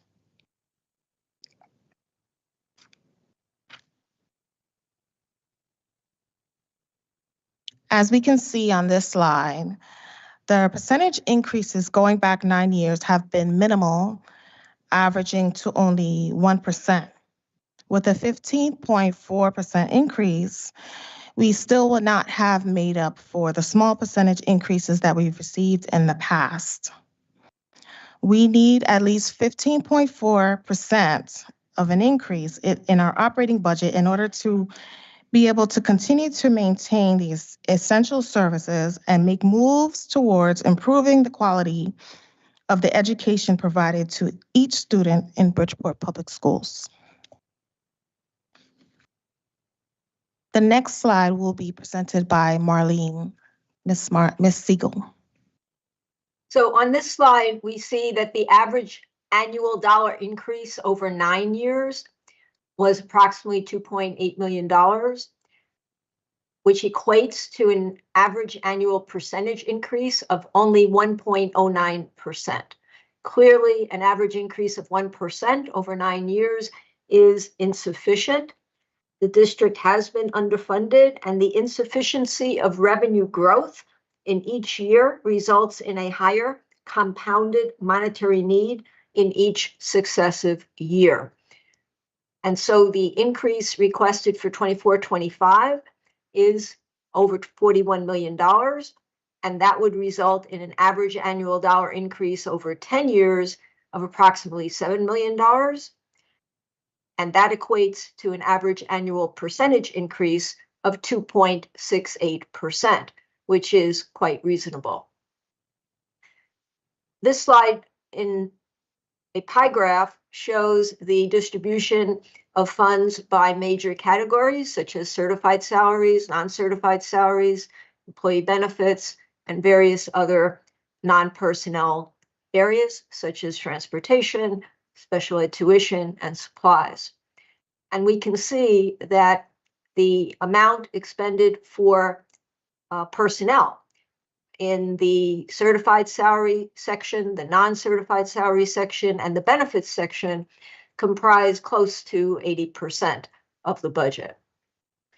Other major areas would be special ed tuition, showing at 8%, and transportation at 10%.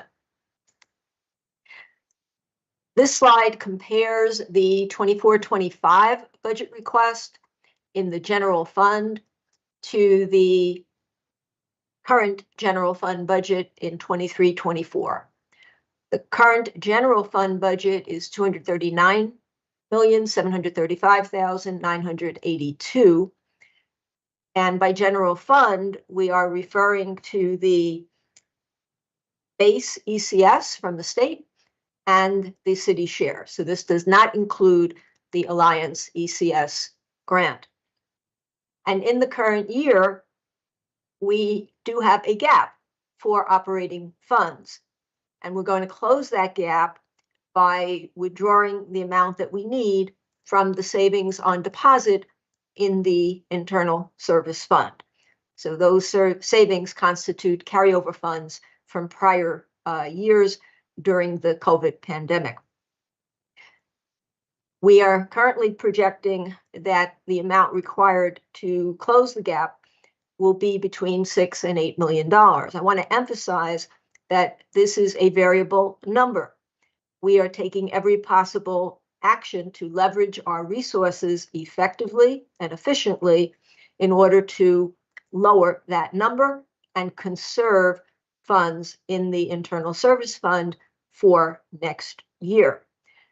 So the final number that will be determined when we finalize the end of year close in the summer may be closer to 6 million. It could be under 6 million. We do not think at this time that it will be higher than 8 million. Now, because we're short the funds, we have to short two of our budget lines, specifically the special ed tuition line and the transportation line, and use those funds to increase the salary lines, pending the deposit of funds from the internal service fund. We don't want to withdraw funds unless we're confident that we will need the funds.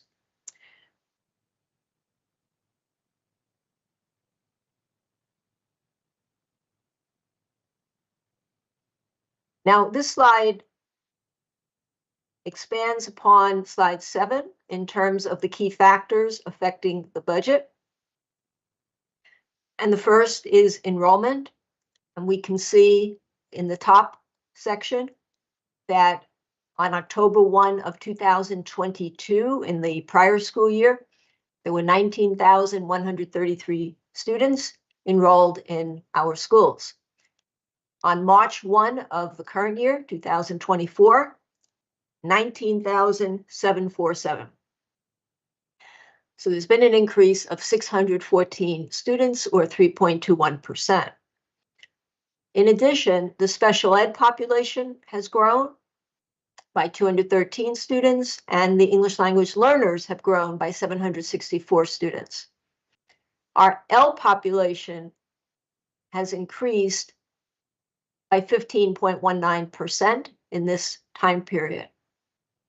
We now have 5,792 students classified as English language learners, 29.33% of our population. The special education students constitute 19.35%, and there may be some overlap across the two categories. So it's important to recognize that our special needs populations require more intensive services that entail lower student to staff ratios, and those ratios have a higher cost factor. Now, in the second category, we focus on escalation of costs for personnel, specifically collective bargaining agreements in terms of salary and health insurance. So for collective bargaining agreements, for salary growth plus Medicare and MRF, which is the contribution to the non-certified retirement system for non-certified staff, and Social Security where applicable, the projected amount is approximately $7.5 million alone. And the increase in health insurance, which we think will be between 4.7% and 5%, is projected at approximately $2 million. The actual percentage increase is not known today. This is a projection from the actuarial consultants provided to the city, and we will know the final number probably in the May-June period. We also have several continuing services from the ESSER grant, which will end September 30th. We are continuing in this budget plan kindergarten support through the substitute paras in kindergarten, 1 per 2 classes, which has been in place for the last 3 years with ESSER funding. We're also going to maintain counselors and social workers at 47 in each category through a combination of the general fund and various grants, including some new grants. Prior to the ESSER grant, there were 50 in each category. The number 47 will be, I'm sorry, there were 40 in each category. There were 40 in each category. So the number 47 will be lower than the number we had during the ESSER years, but higher than the number prior to the ESSER grant. And there are mandated positions, as well as positions that we would classify as essential in the ESSER grant, that in consultation with the superintendent, it's been determined that we want to continue those positions, and so they're included in the budget plan. I had mentioned several times over the last few months the mandated special ed positions, 12, as well as 9 ESL positions, 5 occupational therapists, and additional services through contracted providers that we must continue. And in addition to the mandated services, there are these other essential services, such as some assistant principal positions and the kindergarten support. This slide illustrates the percentages across the city share and the state share. Clearly, the state is primarily funding our district at almost 72% and the city at 28%. And this slide indicates that the request to the city is for $16.7 million. How did we calculate that number? It is a number that represents the full cost of the escalated costs for collective bargaining growth, for health insurance, transportation, and essential services from ESSER. And the chart on the right side of the slide is once again illustrating the percentage growth in the operating budget over a period of 9 years. And again, a growth of approximately 1% is clearly insufficient. Now, how do we close a $41 million gap in 24-25? We do this through a three-part plan. The first part will be new revenue consisting of the city share addition and State Alliance ECS. We are expecting at least $8 million from the state. However, that's projected, subject to change. But based on the governor's proposal, we're confident that the amount will be at least $8 million. On the city side, we do not know what the amount will be. But based on our plan, which indicates 16.7 from the city and 8 from the State Alliance addition, new revenue would be 24.7 million in this initial plan. The second strategy would be gap resolution strategies. And this area includes savings that are derived when vacancies are covered by substitutes or there are time delays in hiring, plus our continuing deficit prevention mode and any other processes that are implemented to generate savings, including operational efficiencies. So that is projected currently at approximately $3.5 million. And then the balance would be the withdrawal from the internal service fund reserves. And again, in this plan, it would be 12.8 million. Now, if the amount from the city is not 16.7 million, then the amount that we would withdraw from the ISF would increase proportionally.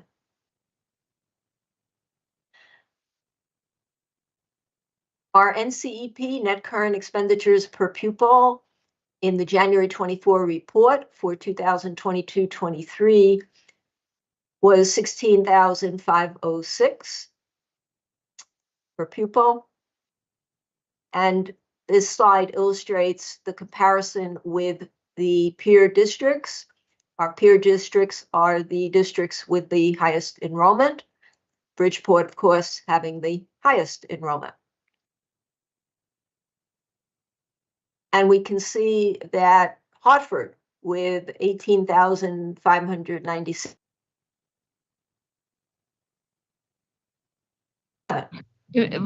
Ms. Siegel, 1 second. There's a disturbance on my end. Please, any issues could be discussed outside of the board meeting. I'm sorry, Ms. Siegel, for interrupting your presentation. Thank you. And it is important to note that when the state calculates net current expenditures per pupil, they do this based on the EFS report. EFS means Education Finance System report that we file every year. And that would include general funds, grants, and in-kind services. Now, out of 166 districts, Bridgeport is the 8th lowest in net current expenditure per pupil. And finally, in the Rising Together for Better Schools initiative, phase 1 of the plan, whenever it may be implemented, would produce cost savings of approximately $4 million. And that would result from the closure of Edison Hall and Bridgeport Learning Center concurrently. And that $4 million would be prior to any reallocation of resources. Thank you.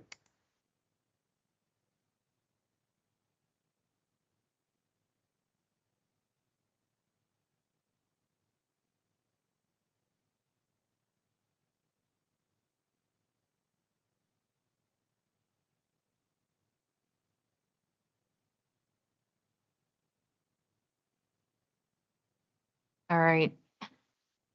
Thank you, Ms. Siegel, for your presentation, and Ms. St. Louis. Appreciate it. I hate parking, but plenty of people parked, so prefer questions when they pop up. I'm going to just go in order on my screen. So, Ms. Perez. Thank you. A few questions. Can we have this put online for the community sooner than later? The PowerPoint. That's my first, I guess, request. If we can put this online on our Present together. yeah, like the actual budget proposal. Can we put that online for folks in the community who are looking for the budget? I have a point of clarification, Ms. Perez. So hypothetically, if this doesn't pass, you still want that presentation online, or if it does pass, post it online? Because I don't see the point in posting it if that's not going to be the budget. And so. Can we post it as like a proposed? Okay. You know, just so people can get an idea of what we need. Because I'm sure it's not going to be that far off, whatever we decide on. Another question is regarding, we haven't voted on school closures. So for, just a reminder to, I guess, everybody out there, that was a recommendation from the superintendent. And we have not voted as a board to close any schools. And so, and it's not on this agenda or this budget.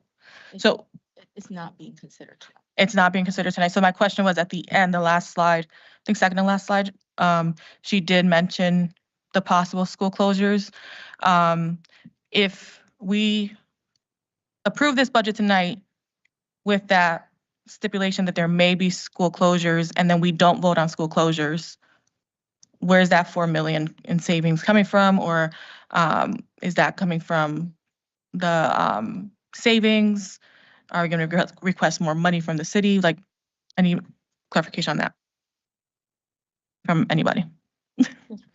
Ms. Siegel. Yes, the budget request that we presented does not include school closures.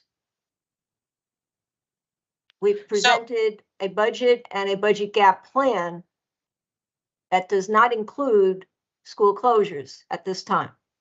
So if we do or like, if down the line we do approve, don't approve school closures, then that 4 million hasn't been affected at all?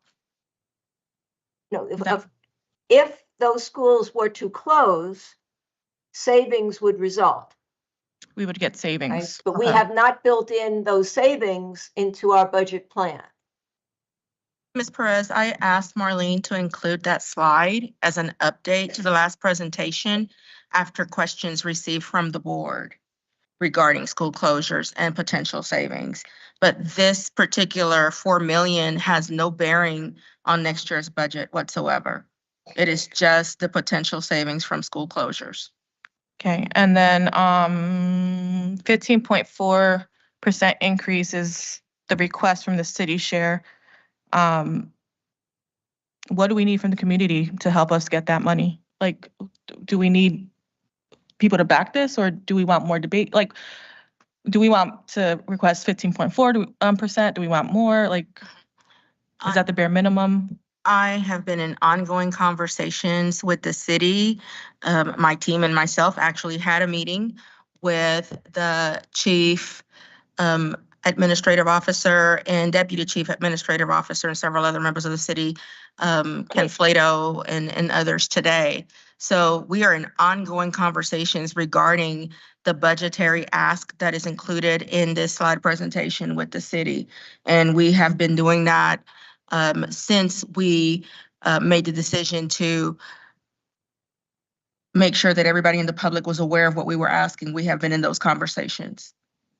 Got it. And then this money this increase is it just, do we get extra things with it, or is it just to keep us in line with inflation? It's to maintain steady state. Okay.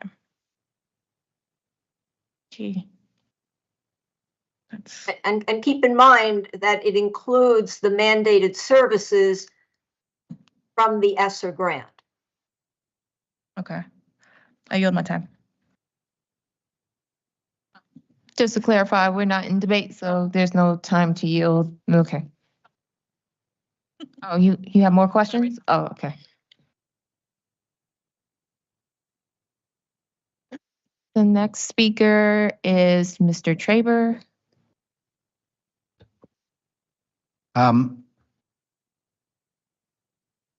On page 12, Ms. Siegel,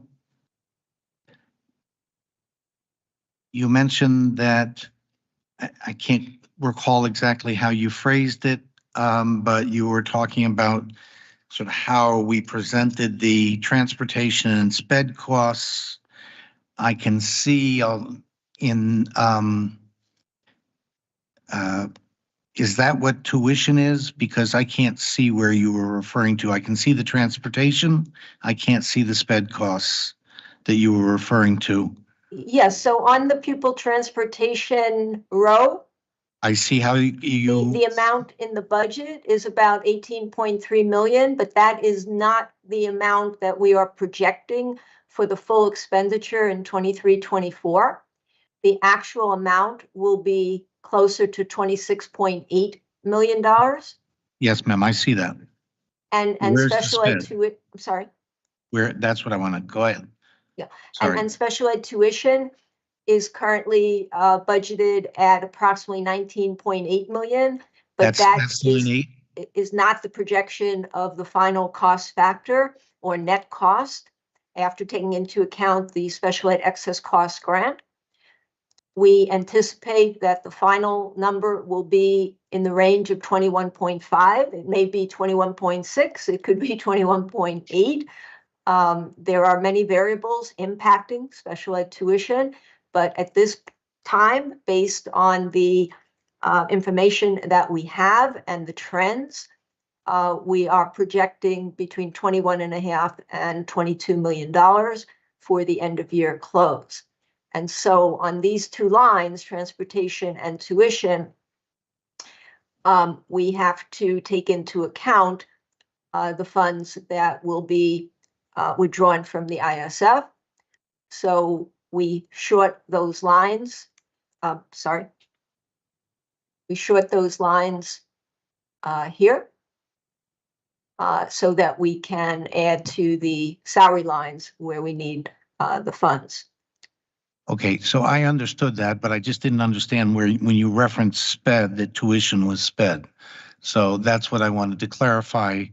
And I thought that's what you meant, but Yeah. since it only says tuition, that didn't. Actually, Mr. Traber, this tuition line does include other elements of tuition, but the primary factor would be special ed tuition. Okay. Right. So I'm going to put sped plus. Yeah, it would also include the tuition that we pay to magnet schools, such as Yes. CES 6 to 6 or Regional Center for the Arts. And the agricultural school in Trumbull. Yes. Yes. And then what I had some confusion about is because we're moving things around the way you just described, we have an amount of increase column, which is deceptive.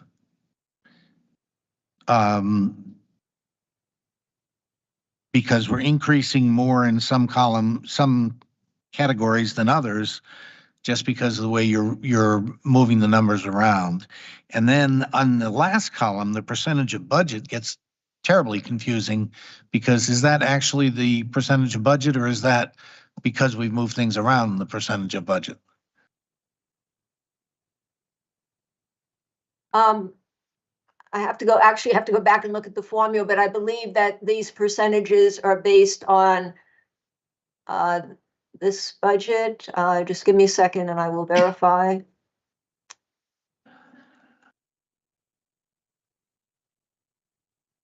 The percentages are based on the total requested budget. So, But the requested budget as presented here yeah, for fiscal. with the adjustments that Ms. Siegel just described. Yeah, this is the No. percentage of the 24-25 budget here. Yes, because we have $112 million that we're projecting for certified salaries. So that $112 million is 40% of. No, I can see that. Yeah. I'm just saying, but that's the adjusted figure that Ms. Siegel just described, that she's adjusting it for the reasons that she just articulated. This last column, Mr. Traber, this is the percentage of the budget for 7/1/24 to 6/30/25. And that's So- absolute. That's so not we're- adjusted the way you just described it then. So we're looking at this column, which is the budget request for 24-25. And then we're looking at the percentage, for example, certified salaries. What is the percentage of this number, 112.7 million, over 281,088 as the divisor? Okay, so that has nothing to do with the moving funds around then that you just described. Correct. Okay, so that should be approximately similar to this past year then? Yes. Okay, Yes. all right. That is So a that, correct those deduction, yes. percentages would be similar to the current, the current year. Yes, and if you add Okay. these percentages, 52, 73, about 74%. Okay, and For then personnel. the last question on that page would be, we would normally see at the end of something like this, what the percentage growth would be. Do we not do that in a page like this? Are any of these areas growing? Do we want to know how they're growing? Well, there will be growth in the personnel categories, certified salaries and non-certified salaries. Right. And that is due to the movement of essential and mandated positions Yeah. into the general fund. Yes. Pending into the general fund, meaning in our budget understand. request, pending the receipt of the new revenue. So some positions will ultimately be funded in the Alliance grant from the additional amount. So what are some examples? As I mentioned, there are 12 special ed teachers currently in the ESSER grant. They represent mandated services. So unless there's a decline in need for special ed services, we have to fund those 12 positions. We were able to fund them in the ESSER grant over the last 3 years because the needs arose as a result of the COVID pandemic. But now the grant is ending and the needs as of today still exist. And so we are obligated to transfer those positions into the general fund and plan to finance those positions in the new year. There are also 9 English language learner positions in the ESSER grant that we have to move into the general fund.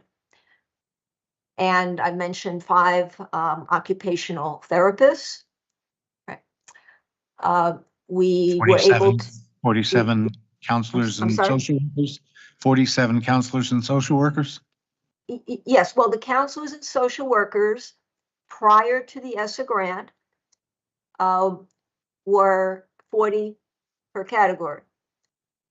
And we are aiming to maintain 47.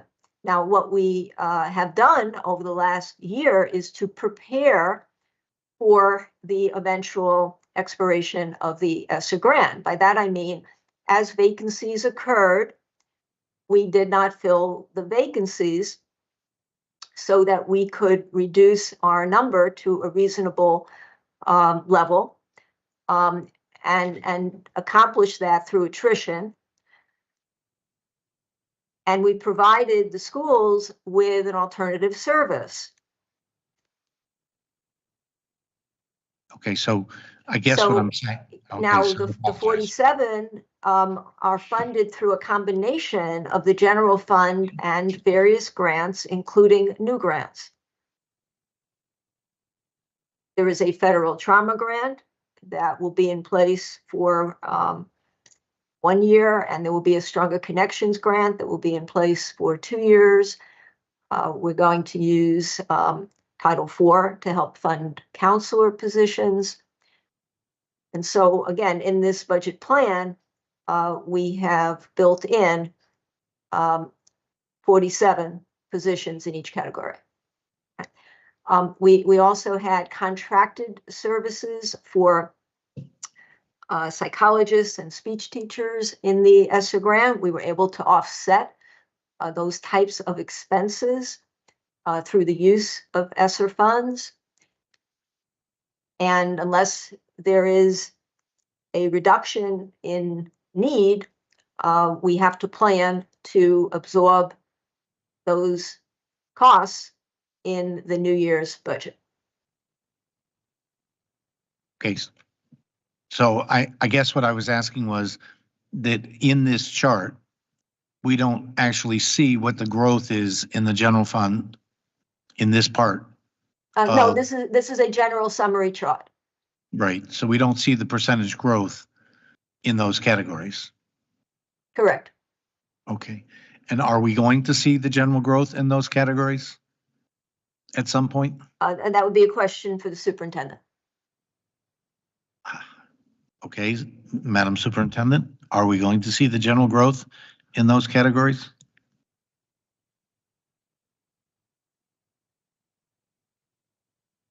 I'm sorry, what was the question? Are we going to see a percentage growth in each of these categories? Percentage growth for what? 1 year to the next in these. For which year, sir?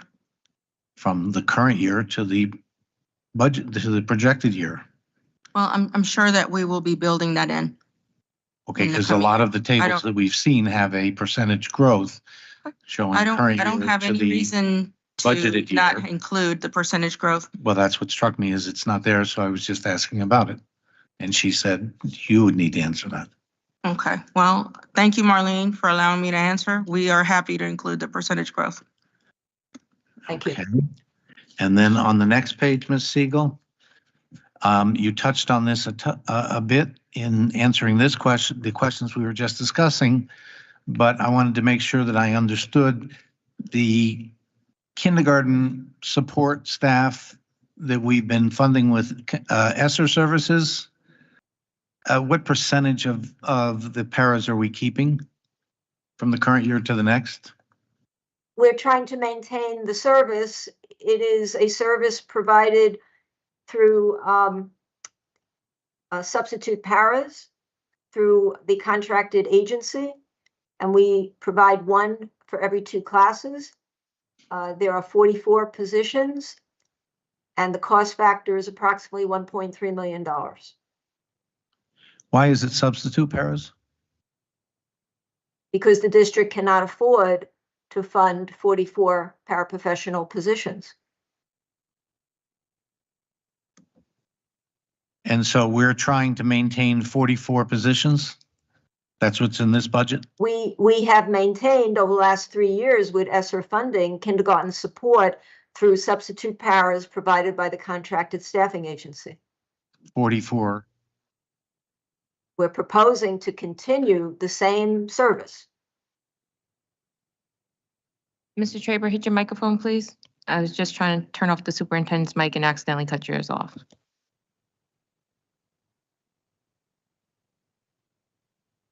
So we're proposing to maintain 100% of the positions we've been paying for with ESSER. We're proposing to maintain the kindergarten support program, yes, At the same level it has been for the last, 3 years. okay, that's what I was really asking. And then you raised this other question of substitutes. And I didn't quite understand with the guidance and social workers, the 47 in each category. So that's 47 guidance counselors and 47 social workers? Yes, And how many do we currently have 47, in each of those positions? yes.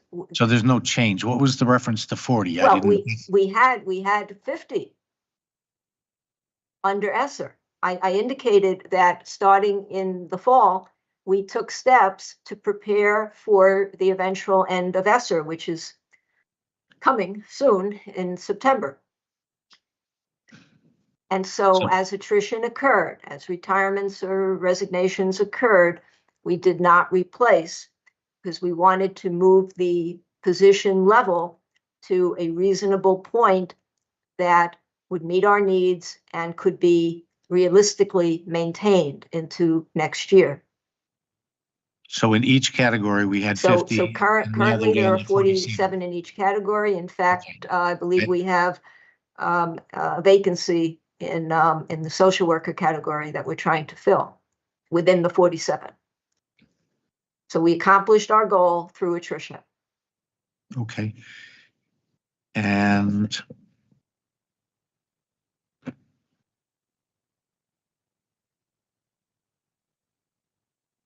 what is our current ISF level? 36.6 million.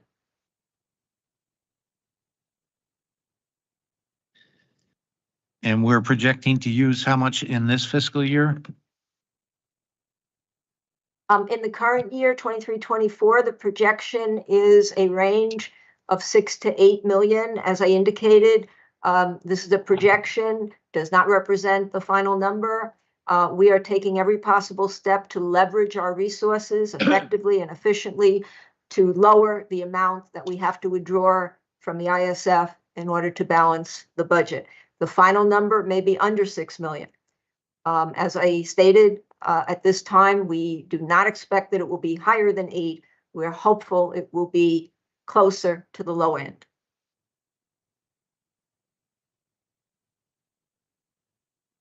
Okay, thank you, Madam Chair. Hey, if you could just hit your microphone so I don't have to cut off someone else by mistake. All right, the next speaker I had was Miss Bain. I just want to make a motion to approve the budget, the 2024 and 2025 budget. Okay, there's been a motion to approve the budget. Is there a second? It's been seconded by Mr. Woodson. We are now in debate.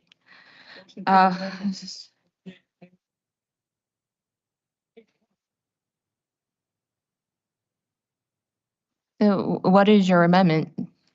And if you can just pass it down to me in writing so I can understand it.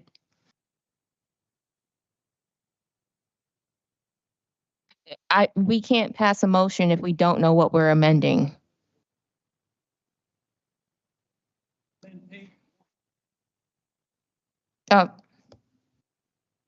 Motion to amend page 1, line 4, the heading says BOE funding request. None of those lines are actually the funding request. Those lines are our actual operating budget for those years. And the only funding request is $309 million. So this document is misleading. It seems like we got what we requested every single year, and that is in fact not true. This is something I wish I could have brought up in committee, but I was silenced. And there's quite a few more to go. And so I have a second. Can you repeat that again? You're gonna, or if you could write it down so then I can read it for the public. Motion. I'm not the secretary. That's probably a secretary's position. Thank you. I'm sorry. Motion to amend line 4. Wait, give her a second so she can write it. Yes.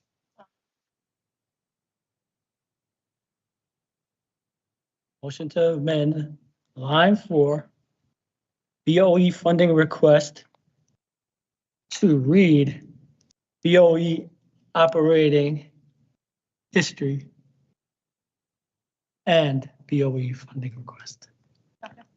All right. So I second that, Mr. Benahan. it's been moved and seconded by Mr. Benahan, moved by Mr. Sokolovich, second by Mr. Benahan. And now we are in debate regarding the amendment. If you can read the amendment, Ms. Perez. The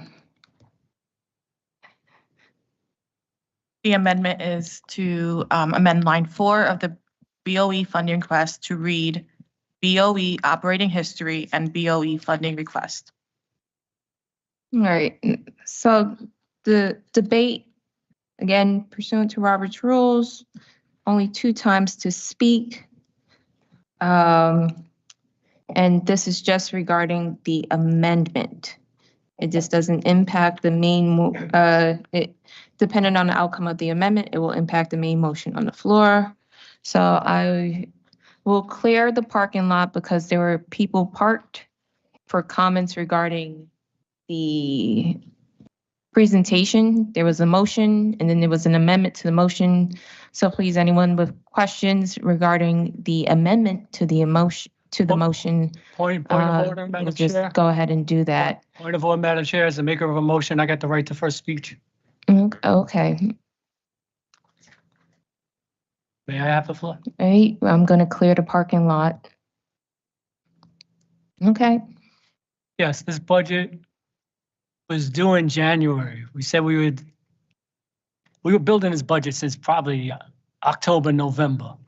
This heading is, I mean, this is basic. We're presenting this to the city, like, it should be perfect by now. I mean, this is a reflection upon us. This is a reflection upon our committee, our work, that this thing has been overlooked until this point in time now, when we're making a motion to try to rush through this. And there's quite a few things. This board would be remiss not to take its time, make the suggested amendments or not make the suggested amendments, at least have a discussion. So far, this total $309 million budget has been discussed, probably a total of 40 minutes with 10 or 11 questions. And that's unacceptable.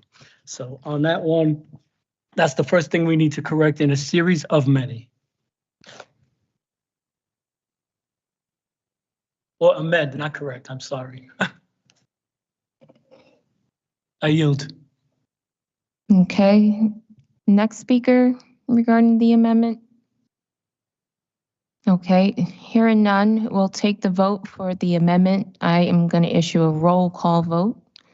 So we'll take a roll call vote. And Ms. Perez, can you read the amendment again? I'm going to give you the mic. We are voting on the amendment that states.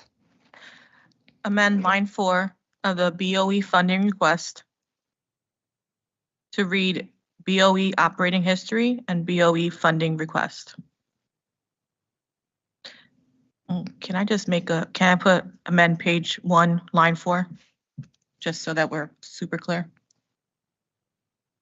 Mr. Collick, I can do that? Okay. I'll accept that. Okay. So we're going to amend page 1, sorry, okay. Amend page 1, line 4 of the BOE funding request to read BOE operating history and BOE funding request. I'm sorry, where on page 1 are you? Of the budget. That one right there. It's page 1 of our pack.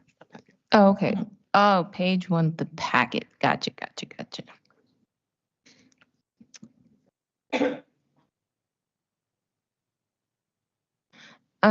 I'm hearing side chatter, so if there's clarification that needs to be spoken on.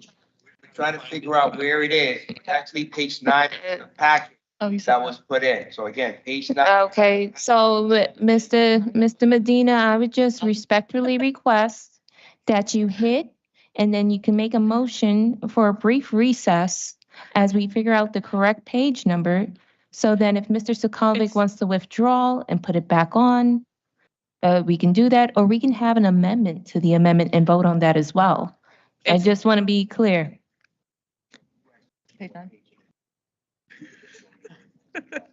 No, all right, I don't hear any. I'm sorry, I misspoke. It was page 9. That was my fault. Okay. I apologize.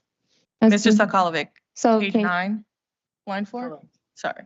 Okay, so read the proposed amendment before the board votes on it, so then that way we all have the correct reference point as to what's being asked to be changed. Yes. We're amending page 9, line 4 of the BOE funding request to read BOE operating history and BOE funding request. Okay, are you referring to row 4 or row 5? It's the rows are not numbered, and so when you're saying line, and it should be clarified which line we're referring to. Row 1 is technically the budget years.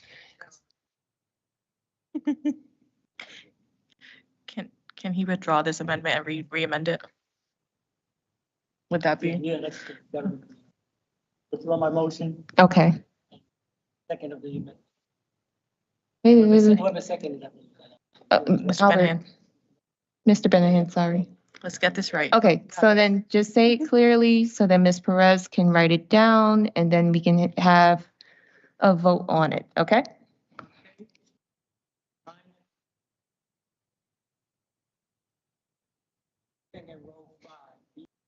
Funding request to read BOE operating budget history and budget request. Yeah. The amendment, excuse me, that was the mic. The amendment is to amend page 9, row 5 of the BOE funding request to read BOE operating history and BOE funding request. Okay, so it's been moved in second by Mr. Benahan with a roll call vote called by me. All right, and board members and for members of the audience, this is just an amendment to the main motion, which is to approve the budget. All right, so go ahead, Ms. Perez with roll call. Tahiba Bain. Christine Baptiste Perez. No. Albert Benahan Grajales. Yes. Akeisha Casimir. Pass. Willie Medina.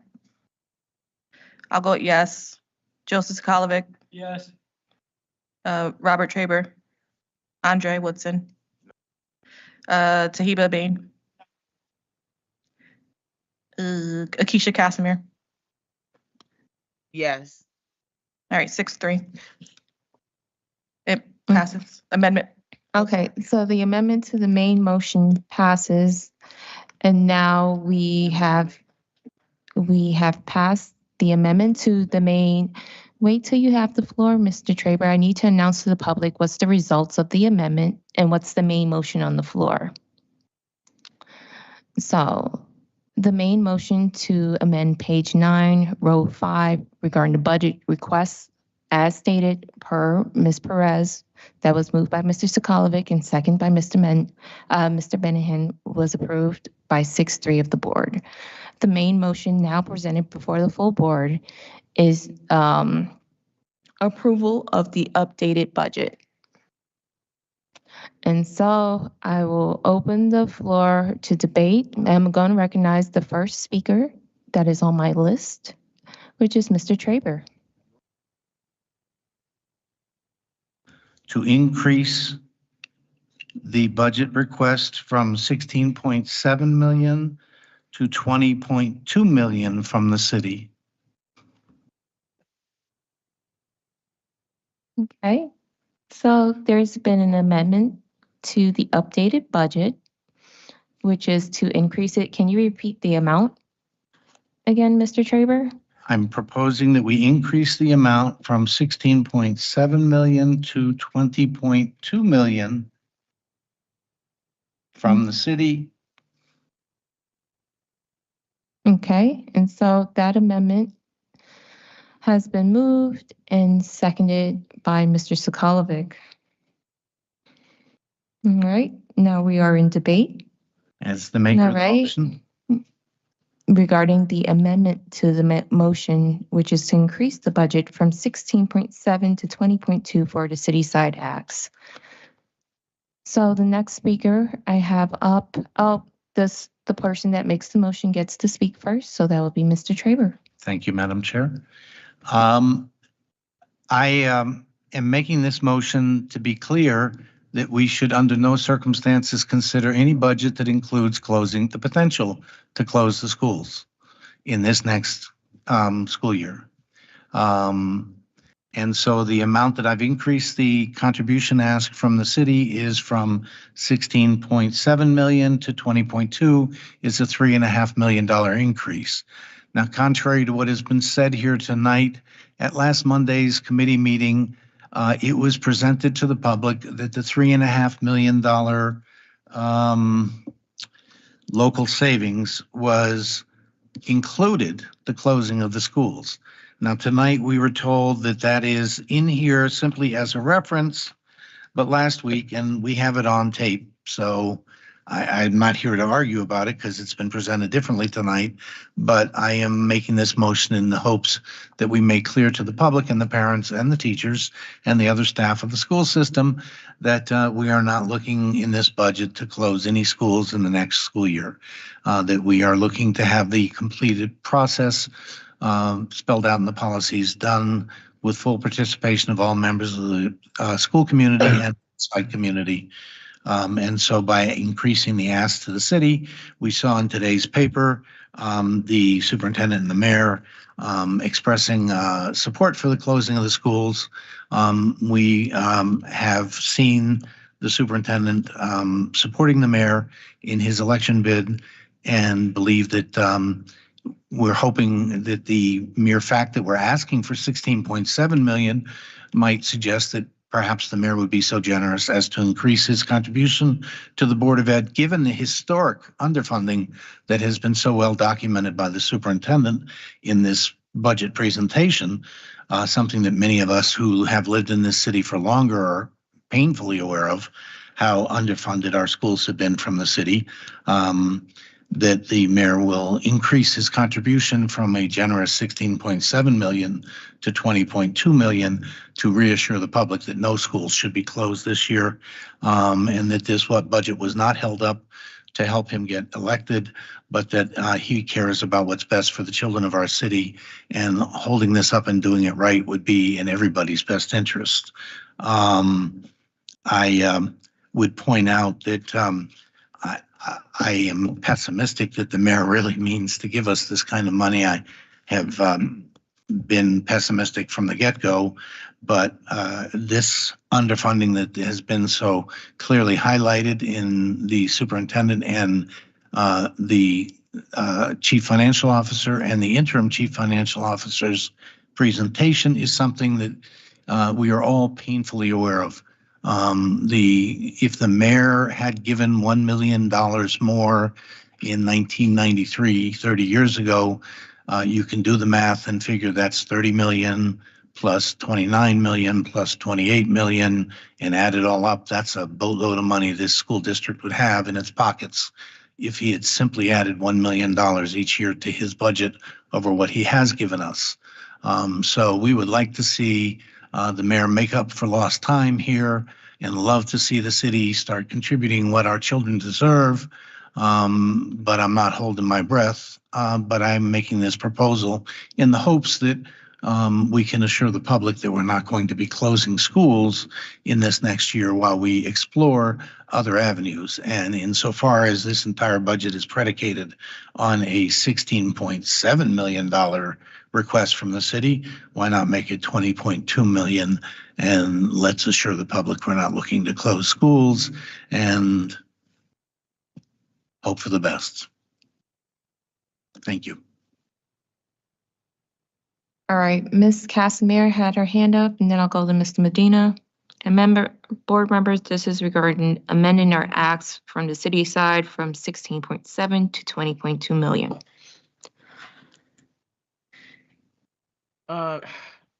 I apologize, Madam Chair. I did not have a question about this. It was about the general budget that I didn't get a chance to ask. I had a couple questions. So I'm going to say that I don't have any comment on this. No, you can feel free to ask. It's your time. And so you might as well get your questions answered.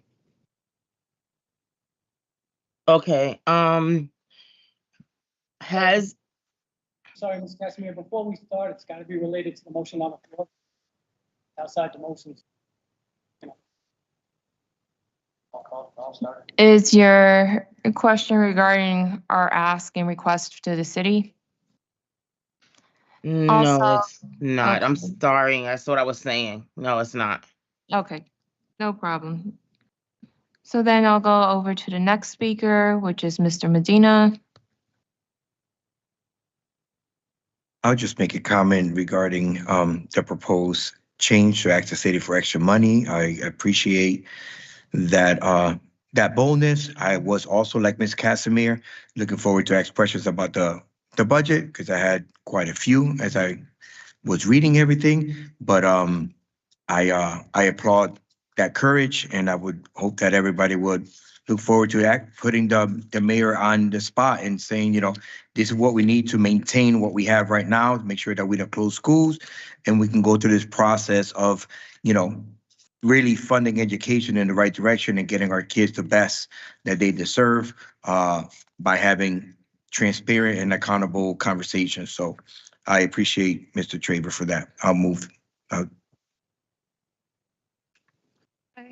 Mr. Sokolovic?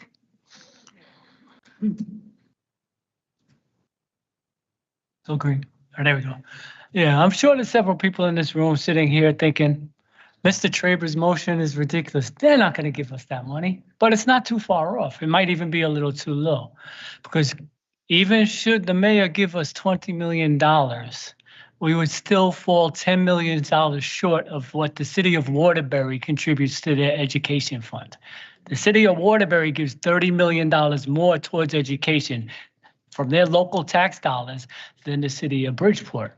And that's an embarrassment. I mean, we've been the lowest funded on a city per pupil basis out of 169 municipalities. Now, we may be 8th overall in the state. That's because we get quite a bit more money from the state than most other districts. So the shortfall is on the city of Bridgeport not picking up the slack. And you know where the city of Waterbury gets their money? They fund their police department $30 million less than does the city of Bridgeport. So it's a matter of priorities for the mayor. We all need to come out to the mayor and tell him we need this $20.7 million. It's not for frivolities. It's to keep our schools open and keep the same exact level. Now, every time we bring this debate up, every year the narrative is, what are you going to do with the extra money? It's not extra money. We're just keeping our heads above water. You want to ask us what we're going to do with the extra money? Give us $25 million. We'll have $5 million to institute a new program. But that has never been the case because there's never been the political pressure on the city of Bridgeport. And unfortunately, based on the record, they was reelected to office. So is it realistic that we're going to get it? No, but it's definitely a realistic ask, and our children deserve it, and we should ask for it. Thank you. All right, Mr. Benahan. Thank you, Madam Chair. I agree with what Mr. Sokolovic saying. I'm going to say this for the record very clear, that I know the mayor say he care about Bridgeport School, he care about the students, he care about the staff, he care about parents. So he say that very clear. And I know we are here for one reason, for our students. I'm tired of saying this, and people say, here you go, Mr. Benahan, say the same thing, but I'm not gonna get tired of saying the same thing. We are here for one reason, all of us, our board members, everyone, for the reason for the best future for our kids and for be sure our staff that can give education for our kids. And one thing I'm gonna say, I know, and we're very lucky that we still have staff here in Bridgeport School. They can go another place, they will get more money, but guess what? They don't leave. Because they care about, be sure, our kids will have a better education, and we need to respect that. So as I say, the mayor say he will help our Bridgeport School, and I know they give them, they send information because he told me personally too, and he told to Camila Levy a few times, and he told some a few board members here. So I hope he got the word, because not only he came out and talk all blah blah blah, that he gonna support Bridgeport Public School because election was time. So I hope he promise what he said. So people as me and parents, we can knock his door and talk to him, to his office, where you promised something about Bridgeport School. Where are you? Let's do it. So I want to say that for the record. Thank you, Madam Chair. Thank you, Mr. Benahan. Ms. Casimir? Yes, I just have a comment about this increase. And I just want to say that I agree with asking the mayor for more, but not for the reasons that were stated. Um, the schools that need a lot of help or need to be closed or remodeled or what have you, just the asbestos, to get rid of that alone. I mean, I'm listening to the experts like Mr. Garcia and everybody else that we're gonna hear about, from the school closing committee or whatever you want to call it, and then to more community meetings. But my purpose, my reason for agreeing for the extra $6 million more dollars is so that we do not have to take as much money out of the internal service funds. I just wanted to say that. Thank you. All right, thank you, Ms. Casimir. I want to make sure I go down and make sure board members that haven't had a chance to speak on this have the opportunity. Ms. Perez, any comments? Mr. Woodson? Ms. Bain has stepped out. Now I'm gonna go, you took your hand off? No, Oh. I was trying to get back. But it made motion. Okay, all right, yeah. I agree with Ms. Casimir. I believe that some of our buildings are dangerously unsafe for our students, and it would be a devastation to the community to eminent domain land just to make sure we have the space to renovate buildings that are not up to par with asbestos, without fire sprinklers, that are not ADA compliant, and not even halfway filled. It's just the reality of what it would take to fix it. But sure, we can ask for more money. It never hurts to ask for more.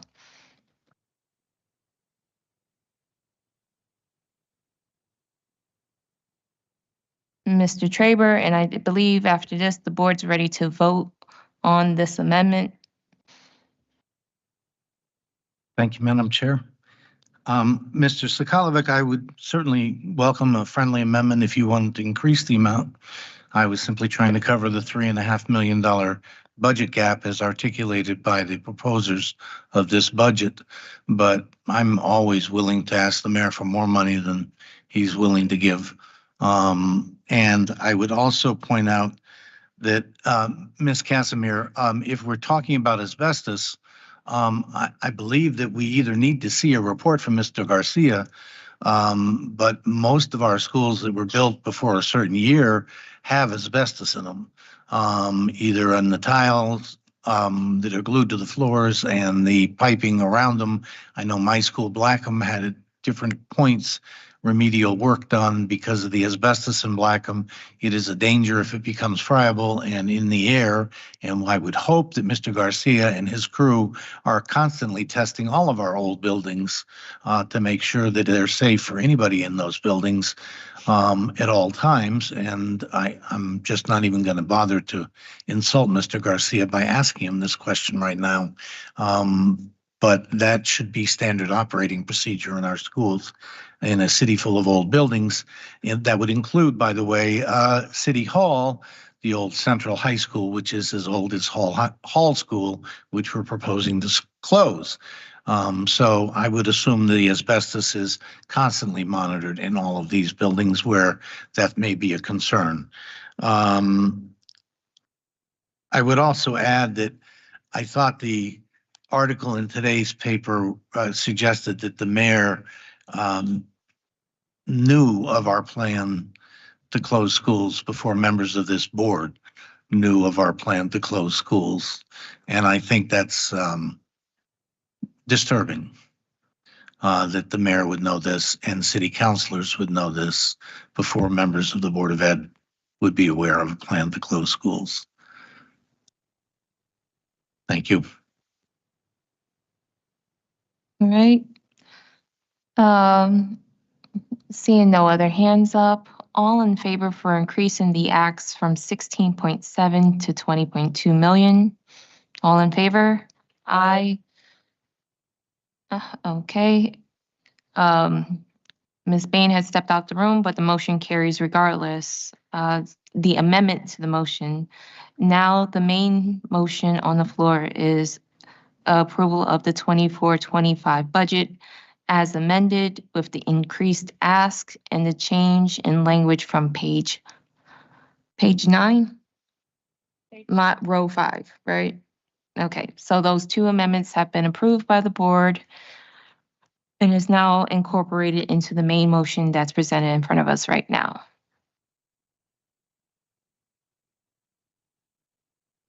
I'm wondering. Oh, all right, Mr. Medina. I have a question, a question because when the assistant CFO mentioned on slide on the pie graph that we're asking for that 16 million, she had mentioned that that will bring the total up to $92 million. And on this document, it says that we're asking for 108,893,567. So I'm wondering, where's the discrepancy in that number? Mr. Medina, can you clarify who? Because we That's the have one. our interim CFO and we have our outgoing CFO, so. Ms. St. Louis. Okay, Ms. St. so- Louis so did the that's presentation all right. on, yes, Our CFO, not CFO. assistant CFO. Thank you.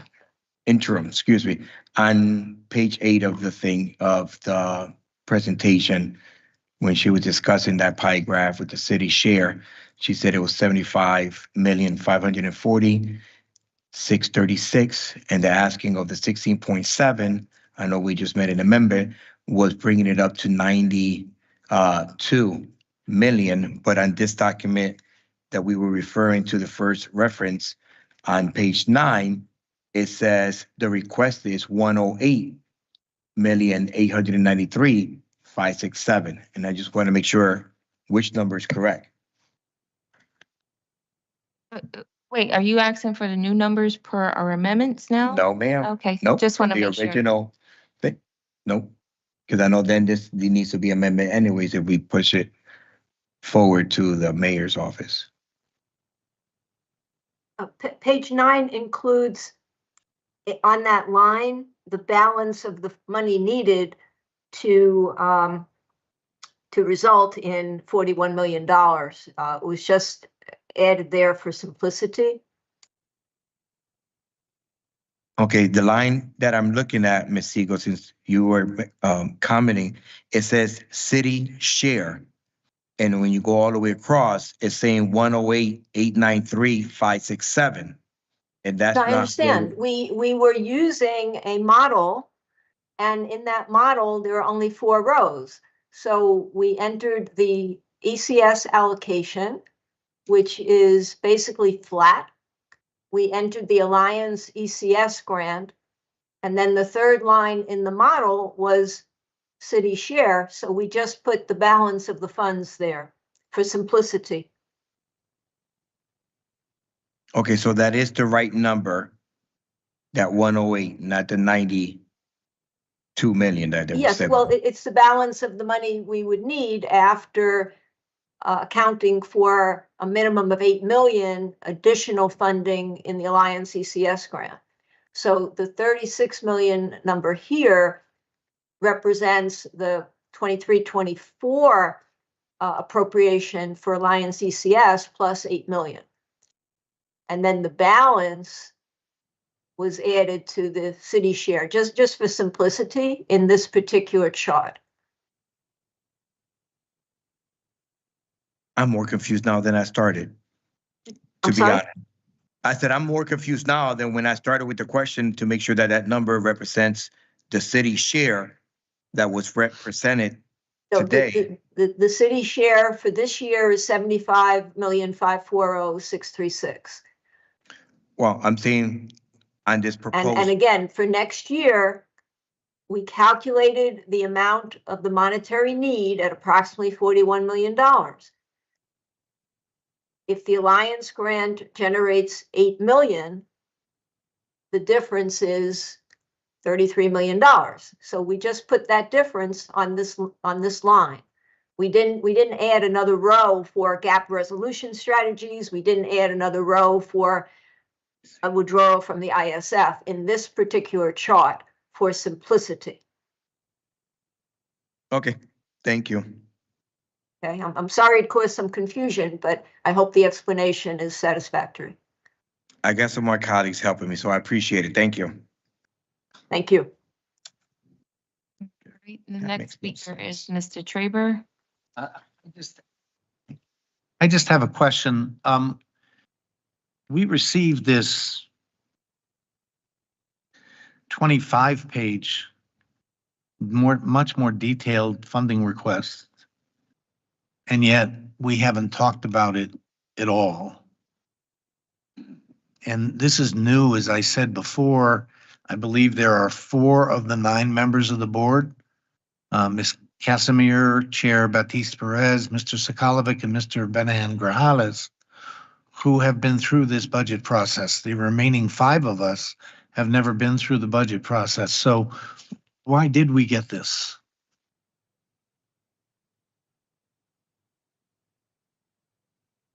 "25-page document that's much more detailed than this 15 to 20-page overhead, which is much less detailed."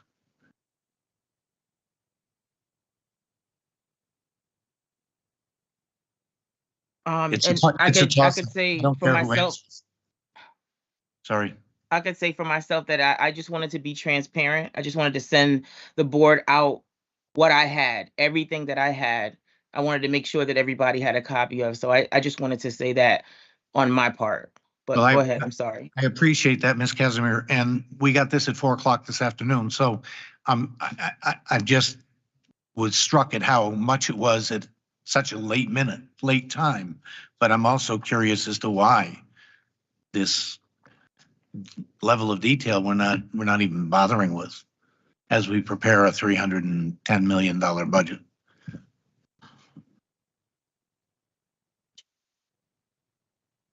Ms. Siegel, Ms. St. Louis, Dr. Levy David, Ms. Baptiste Perez.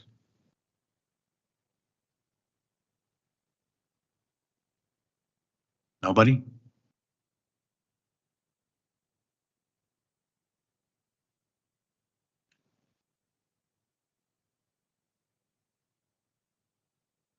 Crickets?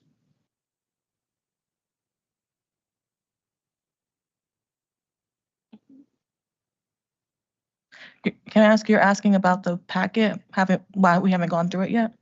Is that what you're asking her or them? I'm asking, we received this at about 4:00 this afternoon. It's the first time I've seen it, and it was sent to us this afternoon. Ms. Casimir just said, which I appreciate, that she wanted to be open and honest and send everything out. And so I thought we would spend some time tonight in putting together a $310 million budget, going through the details of this. I brought my coffee to make sure I could stay awake. We're just not even looking at this. We're just going through this document that got presented quickly a week and a half ago at the first Finance and Facilities meeting, and amended slightly last week at the next Finance and Facilities Committee meeting, and it was full speed ahead with this rather quick, simplistic budget. So I was curious why, given the significance and importance of the action we're about to take and our level of fiduciary responsibility. And it's new to me, and it's new to the majority of the board.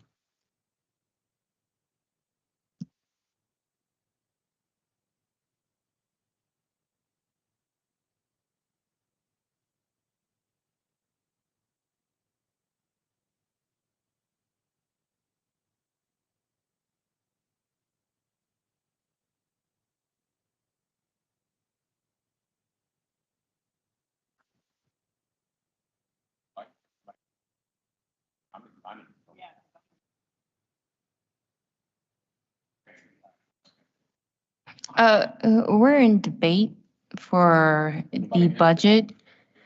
But there's no debate topic, there's an inquiry. Okay.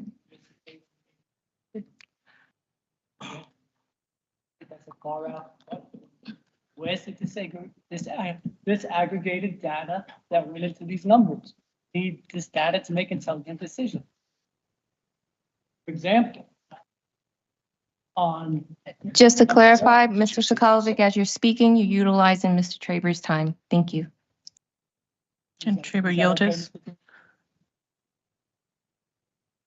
No, I asked the question of Ms. Siegel, Ms. St. Louis, Superintendent Levy David, or Chair Baptiste Perez, how this process is supposed to work, that we are given this much more extensive data that seems to be irrelevant to what you're asking us to vote on at this point.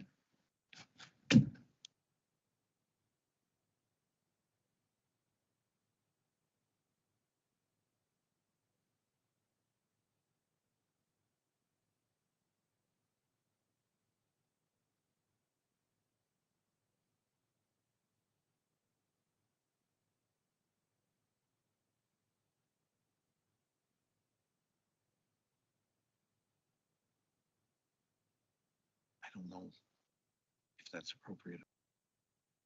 I don't think it's appropriate for you and me to be talking. Because we've been 2 or 3 times for doing that. I haven't Mr. yielded. Traber, I you haven't still yielded. have 2 minutes left to speak or for debate. No, you can't use up my time when you haven't answered my question, Madam Chair. Just because I sit here waiting for you to give me an answer to a question.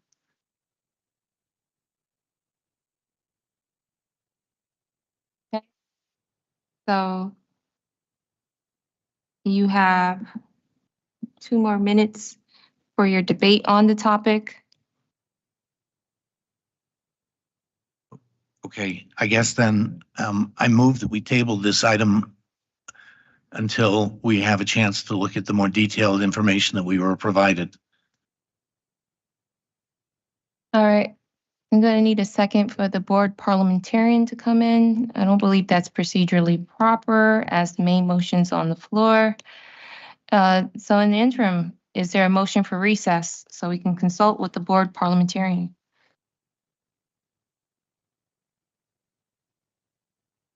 I make a motion to recess. Why? I'll second it. Point of order. Why are we've been making motions here while the main motion was on the floor all night for the last hour. That's the job of the parliamentarian. No, we have voted on 2 motions while the main motion was on the floor, Mr. Traber, Madam Chair. Why suddenly do we need to take a recess? Because I'm tired. We need to take a recess. We need to think Yeah. things through. Can we please just take a recess? Can we take a recess so we can consult with the board attorney, who's the parliamentarian pursuant to our bylaws? Board attorney is not here. Okay, well, we're gonna call and follow up with him. Okay, He's right there. great. And so, We need to take it. We have a motion to table. So let me just clarify, there's been a motion to table, but there hasn't been a disclosed date as to when it would be tabled. We have a deadline of April to present it to City Council. And all new information. And there's been allegations of new information. And so we have a main motion to approve the budget. We're to approve the budget for the 24-25 school year. Now there's been a motion to table the item for an undisclosed date given the April deadline. It's been seconded, but I want to know if it's procedurally proper, whether it's an incidental or subsequent motion to move it forward, or can we continue with debate on the main motion? Mr. Bohannon, may I comment on this? Okay, we have had 2 motions after the main motion was made, which were debated and passed tonight. And then I asked a question which got no answer, and I was then told by the chair that my time was expiring while I got no answer to my question. And so I then made a motion to table. I was not told I needed a date, so I will table it till the next meeting next Monday. If that's all the motion was missing. But I moved to table it because I wasn't getting an answer to my question about why we were given a far more detailed package later this afternoon on the budget.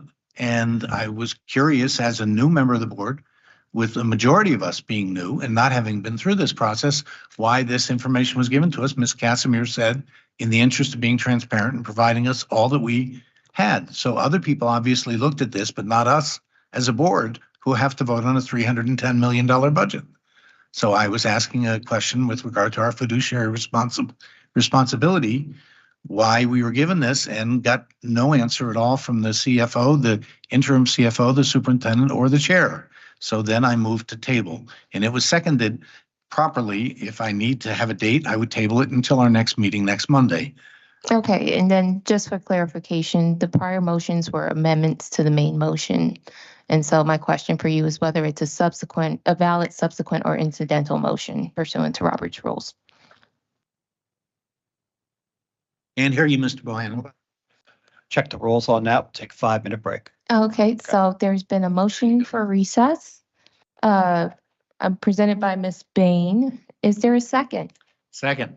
It's been second. All in favor for the motion for recess? Aye. Aye. The motion carries unanimously. We are in a recess.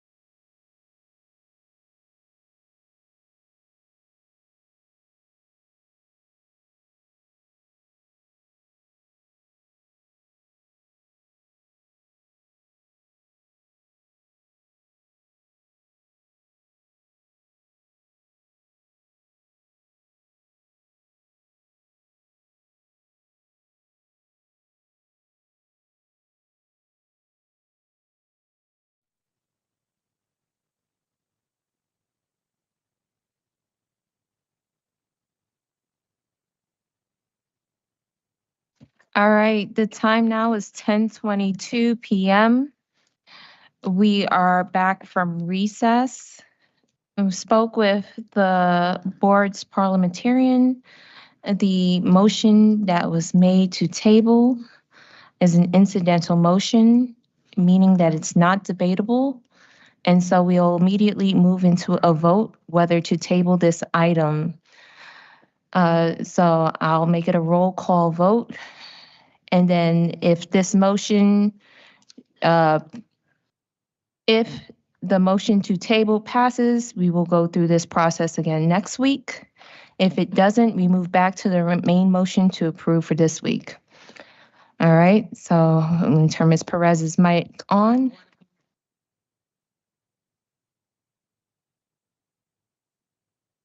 I think it would probably take 2 special meetings to get this done, because definitely want to look at it on a granular level, I think, make adjustments.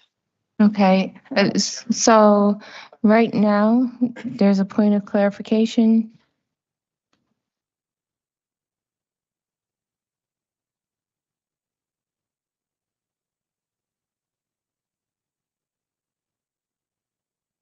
I was instructed by the chair that I needed a date on the motion to table. And so I added a date on that comment. So as the parliamentarian, I guess I'm asking you, do I need a date on the motion to table? I'm sorry. Now you need to wait till you're red light there. You're Okay, good.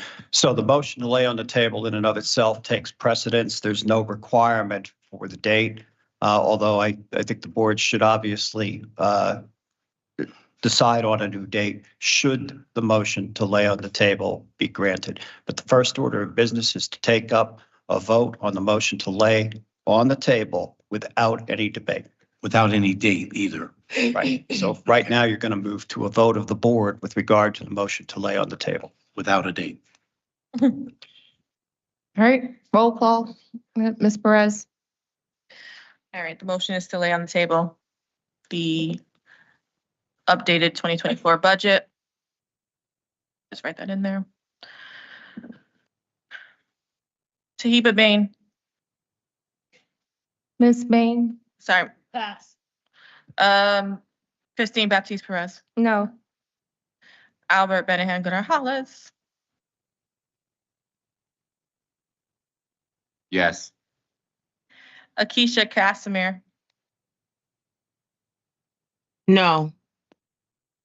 Willie Medina.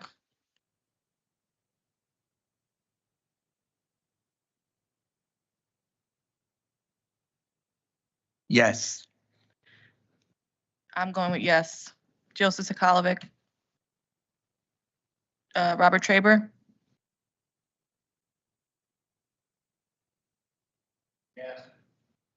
Andre Woodson. No. Tahiba Bain. Yes. 6-3. Tabling. Okay, the last item on the agenda is a motion to adjourn. Okay, Mr. Traber, can you wait? You're not even acknowledged. You haven't placed the point of what you're doing. And so I just need for you to be a little bit respectful in terms of what's going on. Mr. Traber?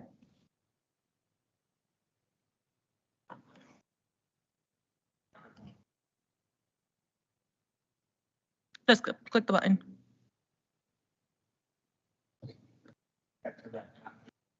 I'm good to go. All right, so the motion to lay on the table has been granted, which means that motion has been laid on the table. That doesn't mean you're not able to select a new date for your meeting if you choose to do that at this time. Okay.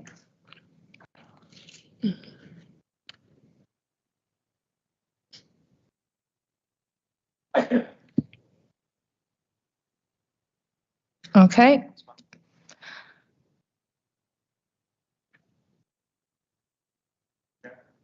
Yes. On the table till next Monday's meeting? Okay, there's been a motion to table this till next Monday's meeting. A second. It's been seconded by Mr. Medina. All right, now we're in debate Another special meeting. to have the meeting during the regular meeting next week. I don't hear any debate. Oh, Sakala. All in favor? Oh, sorry, if I'm going in order, I gotta go to Miss Bain. No. Okay, great, thank you. All right, Mr. Sakalovic. Yeah, I would like to actually make a motion to amend because I do believe this is a heavy lift. I think it's gonna take more than one meeting. It's gonna take two. I believe we should have another special meeting in the interim, say Wednesday or Thursday, subject to everybody's availability to get this. And then at the regular board meeting, we'll have a more. I'm available at 8 o'clock those nights. I think those kinds of content, it's been moved to discuss during the next regular meeting. And if necessary, it could be tabled again. So if you feel like there's more time that's necessary, you know, you can just wait till then. You'll have an additional week to read. And also to get the information into the portal so it can be displayed for the public to see as well. Well, what was proposed by Ms. Perez earlier was the proposal. So I'm not sure what you're saying. So are you in favor? Are you still amending it? I just need clarification. It was second. It was moved by Mr. Traber, and I believe. Okay, great. So.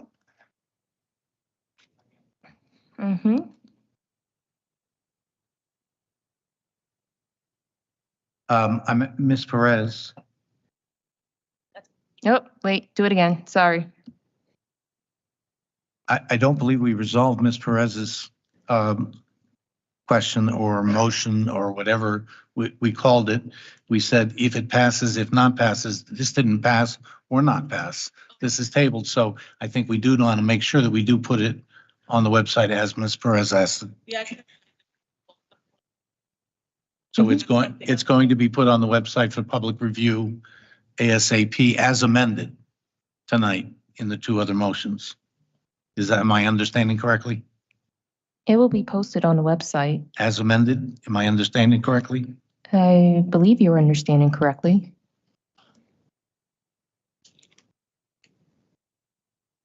All in favor? Aye. Any opposed? Any abstentions? Hearing none. The updated budget will be presented next week, Monday.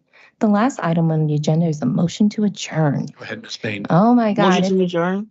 It's been moved by Ms. Perez, second by Ms. Bain. All in favor? Aye. Aye. The time now is 10:30. The meeting has adjourned.